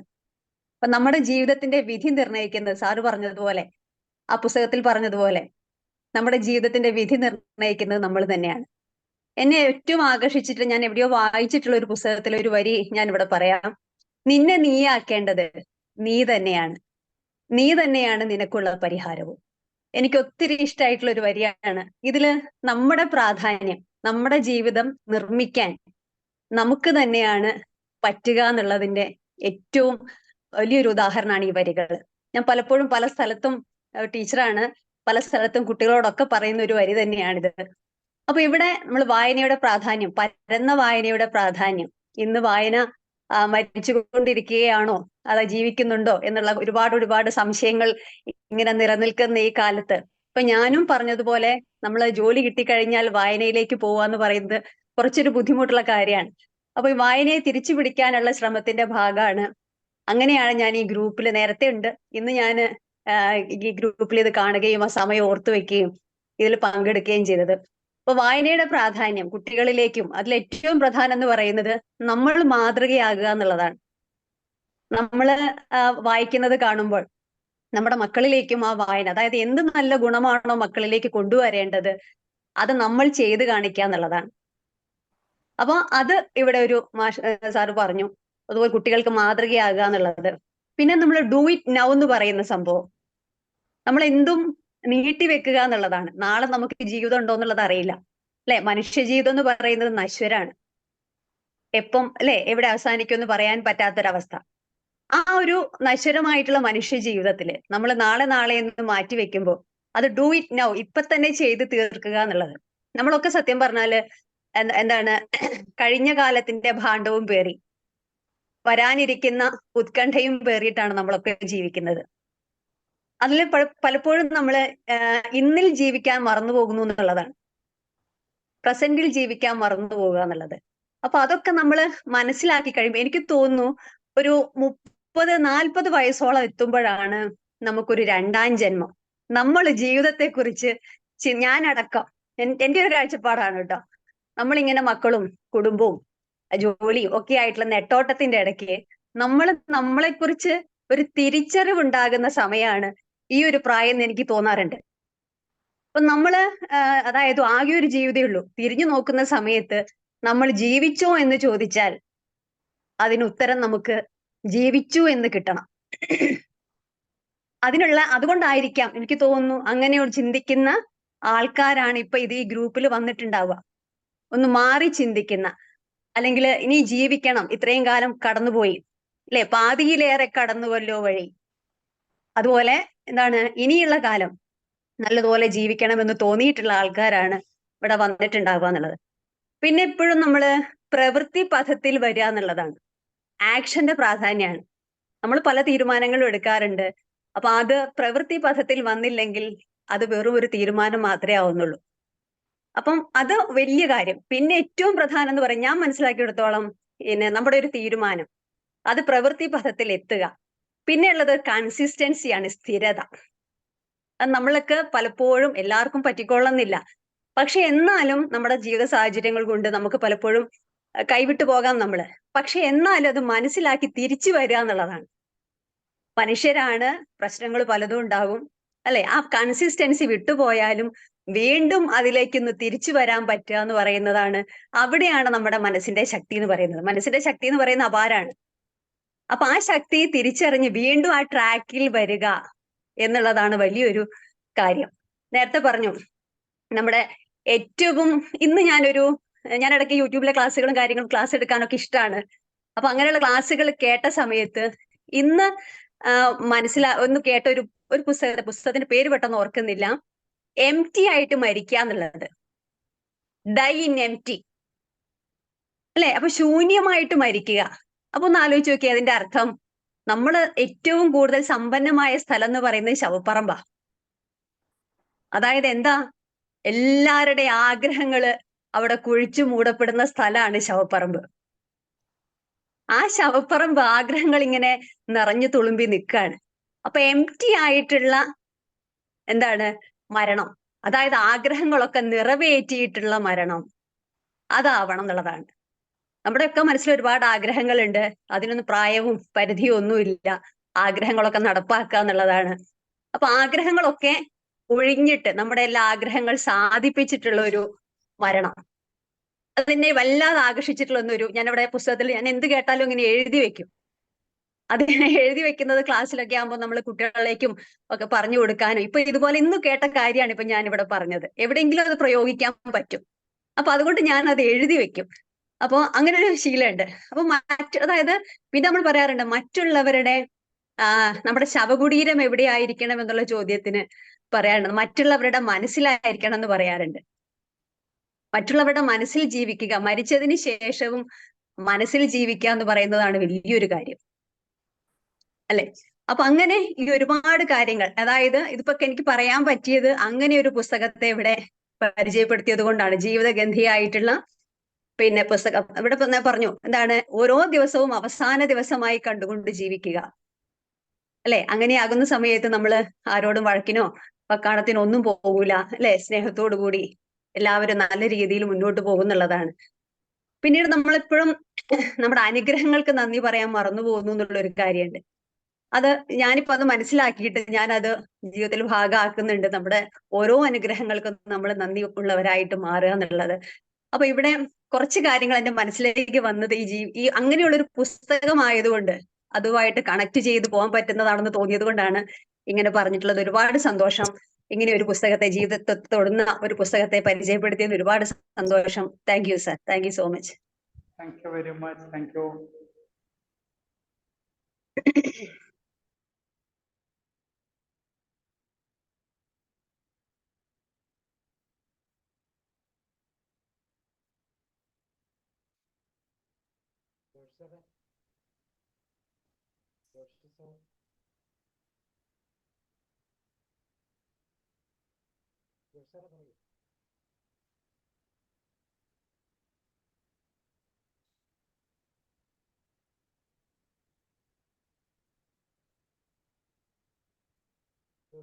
മാഡം പറഞ്ഞപ്പോഴാണ് ഇതേപോലെ തന്നെ കുറച്ച് ദിവസം മുമ്പ് വായിച്ച, ഓഡിബിൾ ആണല്ലോ അല്ലെ? കേൾക്കുന്നുണ്ടല്ലോ? ഒരു ഇതില് കേട്ടത്. അപ്പൊ അതായത് ഒരു വലിയൊരു സൈക്കോളജിസ്റ്റ്, അതായത് ഒരുപാട് പേരെ ആത്മഹത്യയിൽ നിന്നും ഒക്കെ മാറ്റിയൊരു വ്യക്തി, പിന്നെ മുകളിൽ, അതായത് ആത്മഹത്യ ചെയ്യാൻ വേണ്ടി ശ്രമിക്കുന്നു. അതായത് ഒരു സൈക്കോളജിസ്റ്റ് ഒരു മൊത്തം പ്രഖ്യാപിച്ചു, ഞാൻ ആത്മഹത്യ ചെയ്യാൻ പോവാണ് എന്നൊക്കെ പറഞ്ഞ് വലിയ ഒരു കെട്ടിടത്തിന്റെ മുകളിൽ നിന്ന് ചാടാൻ വേണ്ടി പോകുമ്പോൾ അത്രത്തോളം മനസ്സിന്റെ ഇതൊന്നും കൺട്രോളൊന്നും ഇല്ലാതെ ഒരു ഹാഫ് ബട്ടനാണ് എന്ന് വേണമെങ്കിൽ പറയാം. അദ്ദേഹം ഈ സൈക്കോളജിസ്റ്റിനെ പിടിച്ച് താഴത്തേക്ക് കൊണ്ടുവരിക. അപ്പൊ ഈ സ്റ്റെപ്പ് ഇറങ്ങി വരുമ്പോൾ ഈ സൈക്കോളജിസ്റ്റ് ചോദിക്കുന്നുണ്ട്, ഞാൻ ഒരുപാട് പേരെ ആത്മഹത്യയിൽ നിന്ന് ഇങ്ങോട്ടേക്ക് മാറ്റിയതാണ്, പക്ഷേ ഞാൻ ആത്മഹത്യ ചെയ്യാൻ വേണ്ടി പോകുമ്പോൾ നിങ്ങൾ എന്തുകൊണ്ടാണ് എന്നെ താഴോട്ടേക്ക് വലിച്ചത് എന്ന് ചോദിക്കുമ്പോൾ അദ്ദേഹം പറയുന്നുണ്ട്, നിങ്ങളുടെ ജീവിതത്തെ ഫുൾ സ്റ്റോപ്പ് ഇടാൻ വേണ്ടി നോക്കിയപ്പോൾ ഞാൻ ആ ഫുൾ സ്റ്റോപ്പ് മാറ്റിയിട്ട് ഒരു കോമ ചേർക്കുക മാത്രമാണ് ചെയ്തത്. തീർച്ചയായിട്ടും നമ്മൾ ഒരുപാട് ട്രെയിനേഴ്സ് ഉണ്ട്, ടീച്ചേഴ്സ് ഉണ്ട്, സൈക്കോളജിസ്റ്റ് ഉണ്ട്.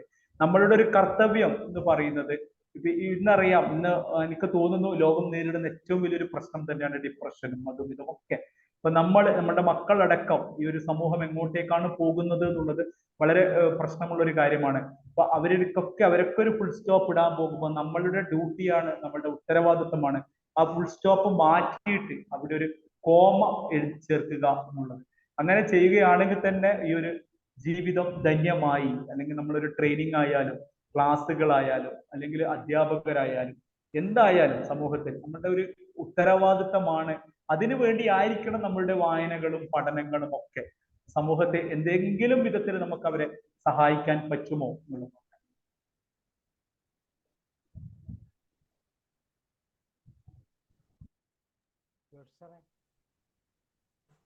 കേൾക്കാമോ? ജോഷി സാർ. സാറേ നമസ്കാരം. ബൈജു സാറിന് പ്രത്യേക അഭിനന്ദനങ്ങൾ. പ്രത്യേകിച്ച് ഇപ്പോ ഈ ക്ലാസ്സിന് ശേഷം പ്രായം അധികമായിട്ടില്ലെങ്കിലും ഈ അനിൽകുമാർ സാറും ജോർജ് സാറിൻ്റെയും മുടി അല്പം നരച്ചിട്ടുണ്ടെന്നേ ഉള്ളൂ. അവരെ രണ്ടുപേരെ കൊണ്ടും പറയിപ്പിച്ചു. ഇനിയാണെങ്കിലും പുസ്തകം വായിക്കണം, ഇനിയും ജീവിക്കണം എന്നുള്ള ആ ഒരു വലിയ മറുപടി പറയിപ്പിക്കാൻ ഈ ക്ലാസ്സിന് കഴിഞ്ഞു എന്നുള്ളത് ഒരു കൊച്ചു കാര്യമല്ല. ഞാനും ധാരാളം പുസ്തകങ്ങളൊക്കെ, വലിയൊരു പുസ്തക ദാഹമുണ്ട്, വാങ്ങി വച്ചിട്ടുണ്ട്. വേണ്ടതിനും വായിക്കാൻ പറ്റിയിട്ടില്ല. ആവശ്യം വരുമ്പോൾ ചിലതൊക്കെ സൂത്രത്തിൽ മറിച്ച് അതിൻ്റെ പലതുമൊക്കെ പ്രയോഗിക്കുന്ന ഒരു രീതിയാണ് അനുവർത്തിച്ചു പോന്നിട്ടുള്ളത്. ഇവിടെ വിദ്യാ ടീച്ചർ ഏറ്റവും അവസാനം ഈ ക്ലാസ്സിന്റെ ഏറെ ധന്യമായ തരത്തിൽ അതിനെ കുറെ കൂടി പരുവപ്പെടുത്തി പറഞ്ഞു. അതിൽ പറഞ്ഞ ഒരു കാര്യമുണ്ട്, 2ാം ജന്മം 40 വയസ്സാകുമ്പോഴാണ്. വളരെ ശരിയാണ്. ഞാനും അങ്ങനെ ഈ 2ാം ജന്മത്തിൽ ഒത്തിരി കാര്യം ചെയ്യണമെന്നൊക്കെ വിചാരിച്ചെങ്കിലും 36ാം വയസ്സായപ്പോൾ തന്നെ കുറച്ച് ശാരീരിക പ്രശ്നങ്ങൾ വന്ന് പിടികൂടി കഴിഞ്ഞപ്പോഴാണ് മറ്റൊരു ദുരന്തം. ഞാൻ ഈ വാങ്ങിവെച്ച പുസ്തകങ്ങളൊന്നും ഇപ്പൊ ഈ മറിക്കാൻ പറ്റില്ല. എൻ്റെ കൈവിരലുകൾ ഉപയോഗിച്ച് ഈ പേജുകൾ മറിക്കാൻ പറ്റില്ലാത്തത് കൊണ്ട് ഈ പുസ്തകത്തിലേക്കെല്ലാം ഞാൻ ഈ കിടക്കുന്ന കട്ടിലിൽ കിടന്നുകൊണ്ട് ഇങ്ങനെ നോക്കി ആസ്വദിച്ച് കിടക്കുകയാണ്. നെടുവേർപ്പെടാറില്ല, ആസ്വദിച്ച്. ഇത് മറിക്കാൻ പറ്റില്ല. അതുകൊണ്ട് ഈ ചെറുതും വലുതുമായ പുസ്തകങ്ങൾ വായിക്കാൻ പറ്റാത്ത ഒരു വ്യഥ, അതാണല്ലോ ഈ ക്ലാസ് പറഞ്ഞത്. ഇതിന് ഒരു നശ്വരത നമുക്ക് ഈ ജീവിതത്തിനുണ്ട് എന്നുള്ള ബോധ്യത്തിൽ പല കാര്യങ്ങളും ഒരു അവധിയും വയ്ക്കാതെ ചെയ്തെങ്കിലേ നടക്കുകയുള്ളൂ. റിട്ടയർ ചെയ്തിട്ട് വായിക്കാനിരുന്ന കുറെ പേർക്കൊന്നും ചിലപ്പോൾ വായിക്കാൻ പറ്റിയെന്ന് വരികയില്ല. അപ്പോ ഞാൻ വളരെ ചെറുപ്പത്തിലെ അങ്ങനെ വന്നു. ഇപ്പോ ഇങ്ങനെ ഇങ്ങോട്ട് വരും. ഇപ്പോഴും പുസ്തകം വാങ്ങാറുണ്ട്. അടുത്ത കാലത്തും വാങ്ങിച്ചു. എന്തിനാ വാങ്ങിച്ചെന്ന് എനിക്ക് അറിഞ്ഞുകൂടാ. വാങ്ങിച്ചു. ഇഷ്ടം തോന്നിയിട്ടും പേര് കേട്ടിട്ടും ചിലതിൻ്റെയൊക്കെ കഥകൾ കേട്ടിട്ടും വാങ്ങാൻ തോന്നി വാങ്ങി ഇവിടെ ഇങ്ങനെ വെച്ചിട്ടുണ്ട്.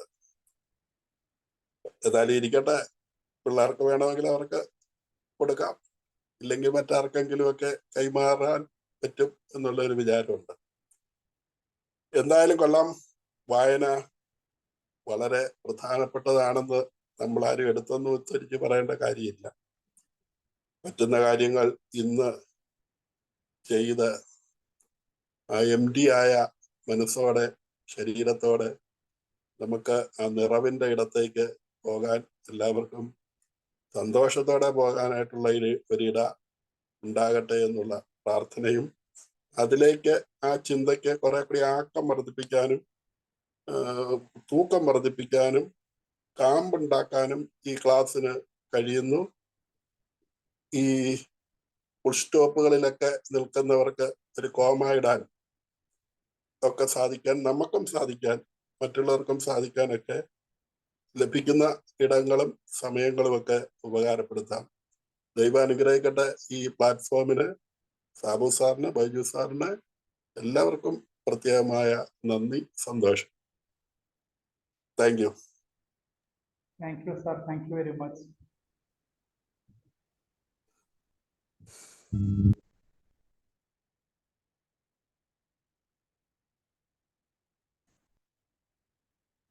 അടുത്തവരുള്ള കേൾക്കാവോ? സാറിന്റെ സൗണ്ട് ഭയങ്കര കുറവാണല്ലോ.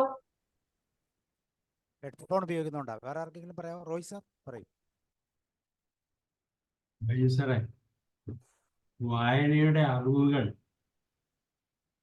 തന്നിട്ട് വിസ്മയകരമായ ഒരു ജീവിതം ആശംസിപ്പിച്ച് അങ്ങ് അവസാനിപ്പിച്ചു.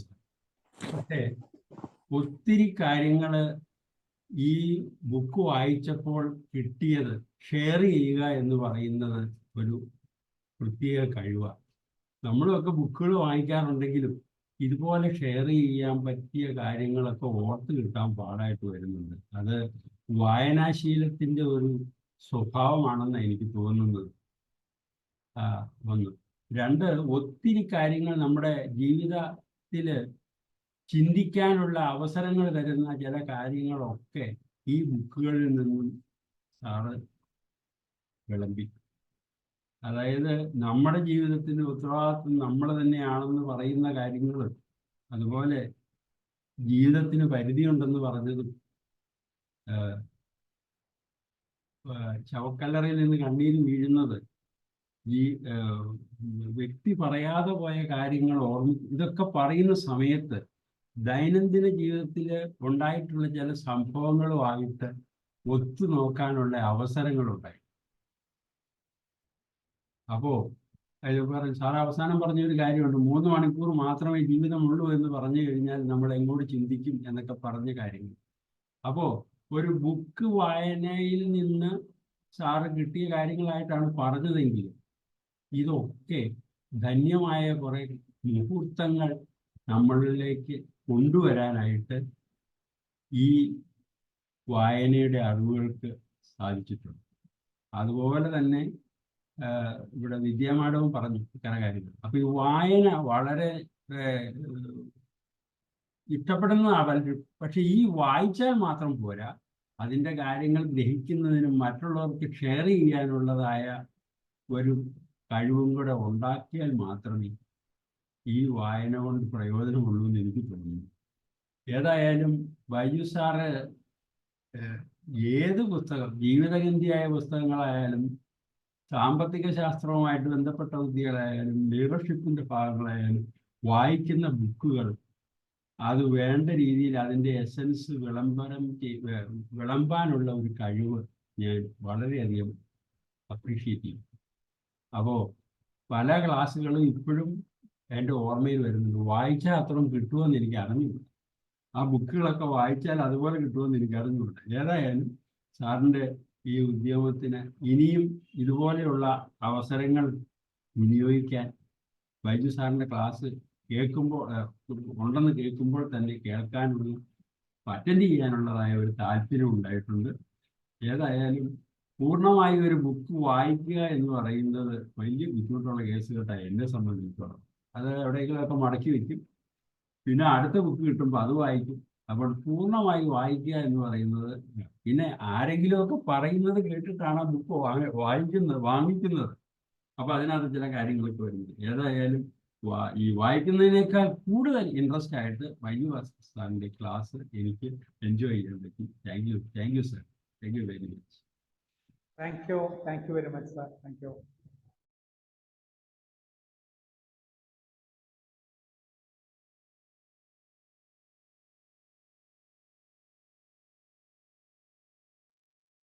ഇനി ആരാ ഉള്ള ഷെയർ ചെയ്യാൻ? Vincent sir.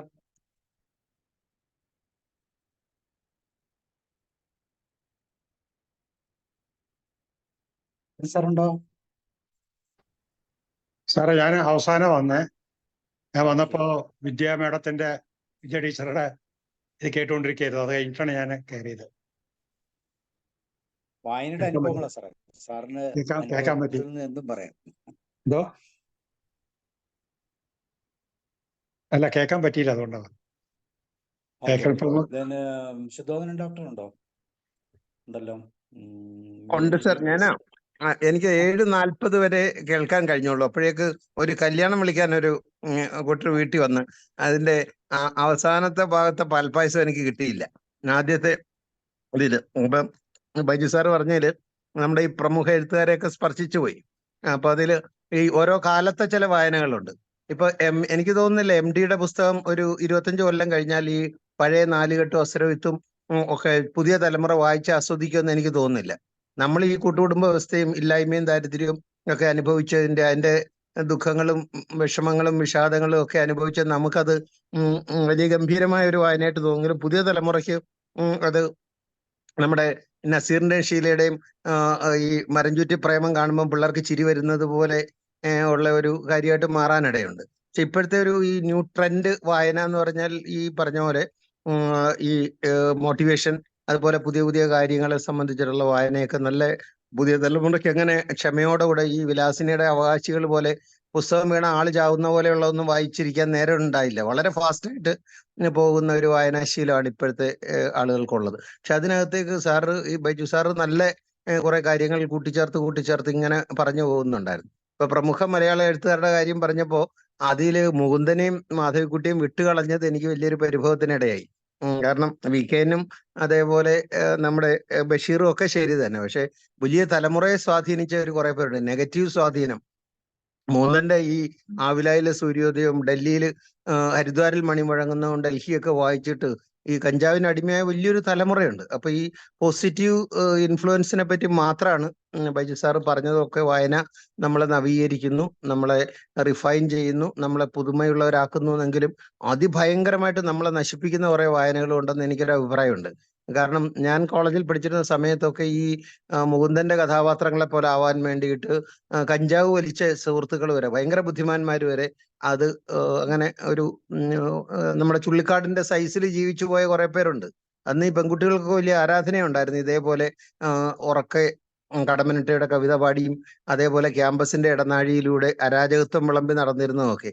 അപ്പൊ വായന പോസിറ്റീവ് മാത്രമല്ല, കുറെ നെഗറ്റീവ് കാര്യങ്ങളും പക്ഷെ വായിക്കുന്ന ഒരാളിനെ സംബന്ധിച്ചും എഴുത്തുകാരെല്ലാം നല്ല വായനക്കാരുമാണ്. അതേപോലെ നമ്മുടെ ഗ്രേറ്റ് ലീഡേഴ്സ് ഇപ്പൊ നമുക്കില്ലാത്തതിന്റെ ഒരു കാരണം വായന ഇല്ലാത്തതാണ്. പണ്ട് ഈ നെഹ്റുവിനെയും നേതാക്കന്മാരെയൊക്കെ പിടിച്ച് ജയിലിലിട്ടിരുന്നു ബ്രിട്ടീഷുകാർ, പക്ഷെ വായിക്കാനുള്ള അവസരം വേണ്ടത്ര കൊടുത്തിരുന്നു. നെഹ്റു അവിടുന്ന് അദ്ദേഹത്തിന്റെ ഗംഭീര റൈറ്റിംഗ്സ് ഒക്കെ നടത്തിയ ജയിലിലിരുന്നുള്ള വായനയുടെ ഉൽപ്പന്നമായിട്ടാണ്. ഗാന്ധിജി അതേപോലെ. ഇപ്പൊ കേജ്രിവാളിനെ ജയിലിലിട്ടപ്പോൾ അദ്ദേഹം 3 പുസ്തകങ്ങൾ ആവശ്യപ്പെട്ടു. അതിപ്പോ എന്തൊക്കെയാണെന്ന് ഇരുന്നോളട്ടെ, പക്ഷെ വായിക്കണം എന്നുള്ള ഒരു ത്വര, ഒരു തേഴ്സ്റ്റ് ഫോർ റീഡിങ്, അത് ഉള്ളിലുള്ളവരൊക്കെയാണ് സമൂഹത്തിന് സംഭാവന ചെയ്യുന്നവരും ഒക്കെ ആയിട്ടിരിക്കുന്നത്. അല്ലാത്തവരൊക്കെ വെറും empty vessels making lot of noise എന്നുള്ള രീതിയിൽ പോകുന്നതാണ്. എങ്കിലും വായനയുടെ മഹത്വം നമ്മുടെ ഈ വേദിയിൽ എല്ലാവർക്കും അറിയുന്നവരാണ്. എങ്കിലും അത് ക്രമവും ചിട്ടയായിട്ടൊക്കെ അവതരിപ്പിച്ച് 7:40 വരെ എനിക്ക് കേൾക്കാൻ കഴിഞ്ഞു. That is A very different experience. നമ്മുടെ പ്ലാറ്റ്ഫോമിൽ പുസ്തകങ്ങളൊക്കെ അവതരിപ്പിക്കാറുണ്ടെങ്കിൽ ഇതേപോലെയുള്ള ഒരു ബുക്കും വായനയുടെ പ്രാധാന്യവും ഒക്കെ നമ്മൾക്ക് പങ്കുവെച്ച് ബൈജു സാറിന് പ്രത്യേക അഭിനന്ദനം അറിയിക്കുകയാണ് ഞാൻ. Thank you. I conclude. Thank you sir, thank you very much.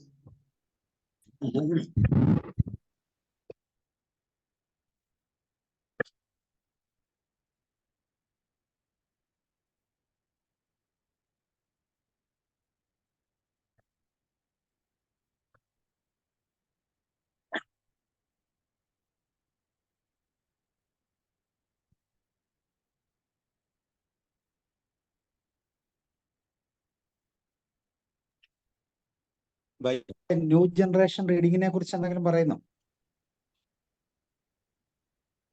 New generation റീഡിങ്ങിനെ കുറിച്ച് ബൈജു സാർ എന്തെങ്കിലും പറയുന്നു?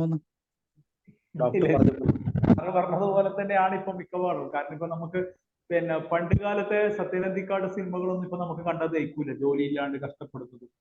അതുപോലെ തന്നെ ഒരു കാലഘട്ടം കഴിഞ്ഞാല് നമുക്കെന്താവൂല. പക്ഷേ ചിലപ്പോഴൊക്കെ തോന്നും വിശപ്പ് എന്ന് പറയുന്ന ഒരു കൺസെപ്റ്റ് അന്നും ഇന്നും, അതായത് കരൂർ നീലകണ്ഠപിള്ള എഴുതിയതായാലും സന്തോഷ് ഇച്ചിക്കാനം എഴുതുമ്പോഴും വിശപ്പ് എന്നുള്ളത് ഒരു കോമൺ ഫാക്ടറാണ്. മനുഷ്യന് എപ്പോഴും മനസ്സിലാകുന്ന ഒരു ഏരിയ ആണെന്ന് തോന്നാറുണ്ട്. കാരണം അത് പഴയ തലമുറക്കായാലും. പക്ഷെ സാറ് പറഞ്ഞ പോലെ 4 കിട്ടും കാര്യങ്ങളൊക്കെ ചിലപ്പോൾ നമുക്ക് അത്രത്തോളം ഉൾക്കൊള്ളാൻ കഴിഞ്ഞു എന്ന് വരില്ല ഇനിയുള്ള കാലം. കാരണം ഇപ്പൊ എല്ലാം ന്യൂക്ലിയർ ഫാമിലിയിലൊക്കെ ജീവിക്കുമ്പോൾ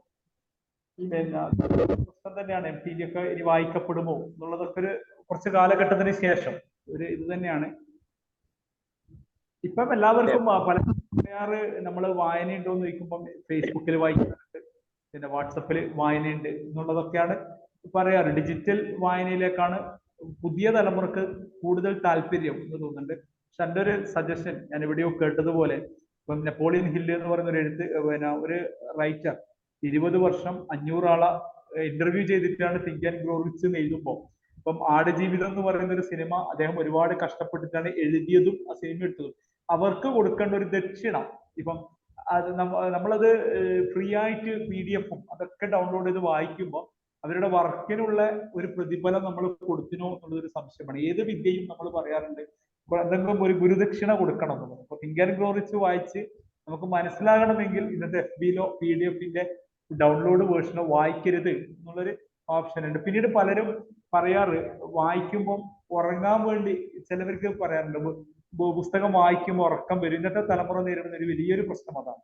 കാരണം വായിക്കണം എന്നുണ്ട്, പക്ഷെ പുസ്തകം തൊടുമ്പോൾ തന്നെ അതില് ഞാൻ നോക്കിയപ്പോൾ ചിലവരൊക്കെ അതൊരു പരിധിവരെ കറക്റ്റ് ആണെന്ന് തോന്നാറുണ്ട്. നമ്മൾ ഈ സബ് കോൺഷ്യസ് മൈൻഡിനൊക്കെ ഒരുപാട് പഠിക്കുന്നതുകൊണ്ട് നമുക്കറിയാം നമ്മളെ ഒരു വീട്ടിലുള്ള ഓരോ ഇതും ഇതായിട്ട് കൺസിഡർ ചെയ്യാം. ഇപ്പം ഒരു വായിക്കാണ്ട ഒരു റൂം ഉണ്ടാകാം, ബെഡ്റൂം ഉണ്ടാകാം, കിച്ചൺ ഉണ്ടാകും. നമ്മൾ പലപ്പോഴും ചെയ്യാറെന്താണെന്ന് വെച്ചാൽ, ഇപ്പൊ ഇക്കിഗൈ എന്ന് പറയുന്നൊരു ബുക്ക് വായിക്കാൻ ഞാനിപ്പോ എടുക്കുന്നത് രാത്രി ഉറങ്ങാൻ പോകുമ്പോൾ ഇതെടുത്ത് ഞാൻ എൻ്റെ ബെഡ്റൂമിലാണ് പോയിട്ട് വായിക്കുന്നുണ്ടെങ്കിൽ ഇതൊരു സബ് കോൺഷ്യസ് മൈൻഡ് പറയും, നീ ബെഡിലെത്തി, ഇനി നീ ഉറങ്ങേണ്ട സമയമാണ്. നമ്മൾ ഒരിക്കലും അത് സ്റ്റഡി ടേബിളിൽ നിന്നല്ല അത് വായിക്കുന്നത്. നമ്മൾ പലപ്പോഴും വായിക്കുന്നത് ഉറക്കം വരുന്നവരെ വായിക്കാം. അപ്പൊ ഈ പുസ്തകം 2ാമത്തെ പേജ് എടുക്കുമ്പോൾ നമ്മൾ സബ് കോൺഷ്യസ് മൈൻഡ് പറയും, കിടക്കയിലാണുള്ളത്, കിടന്നിട്ടാണുള്ളത്, ഉറങ്ങാൻ സമയമായി എന്ന് പറയും.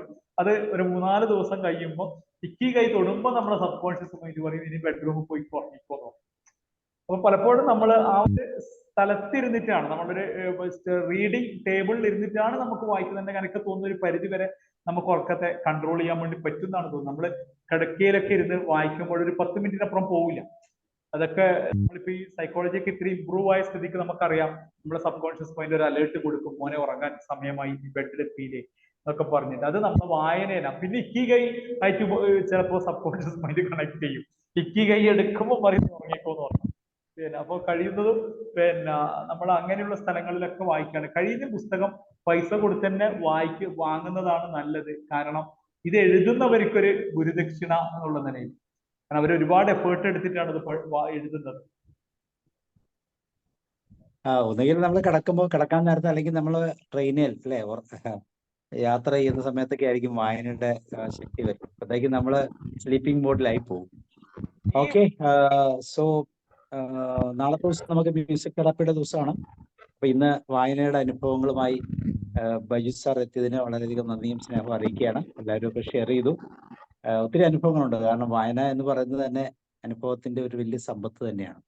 അപ്പൊ നമ്മുടെ ജീവിതത്തിൽ അത് ഇൻഫ്ലുവൻസ് ചെയ്തിട്ടുള്ള ഏരിയകൾ ഒന്ന് നോട്ട് ചെയ്താൽ തീർച്ചയായിട്ടും മറ്റൊരു വേദിയിൽ എനിക്ക് തോന്നുന്നു വിദ്യാമൊക്കെ പറഞ്ഞതുപോലെ വളരെ കൃത്യമായിട്ടും അത് പറയാൻ പറ്റും. കാരണം ചെറുതാണെങ്കിലും ചില പോയിന്റുകൾക്ക് ഭയങ്കര പവറാണ്. ഒരാളെ ഒന്ന് മാറ്റിമറിക്കാൻ, ജീവിതത്തിനൊരു പുതിയ അർത്ഥം കൊടുക്കാനൊക്കെ ഒരുപക്ഷെ സാധിക്കുമെങ്കിൽ അത് തീർച്ചയായിട്ടും ഗുണകരമാണ്. ഓക്കെ, അപ്പൊ നമുക്ക് അതിന്റെ ചെയ്യാം അല്ലേ? Thank you. ആർക്കെങ്കിലും എന്തെങ്കിലും പറയാനുണ്ടെങ്കിൽ ഓക്കെ. അപ്പൊ thank you and good night. See you. Thank you sir. Good night.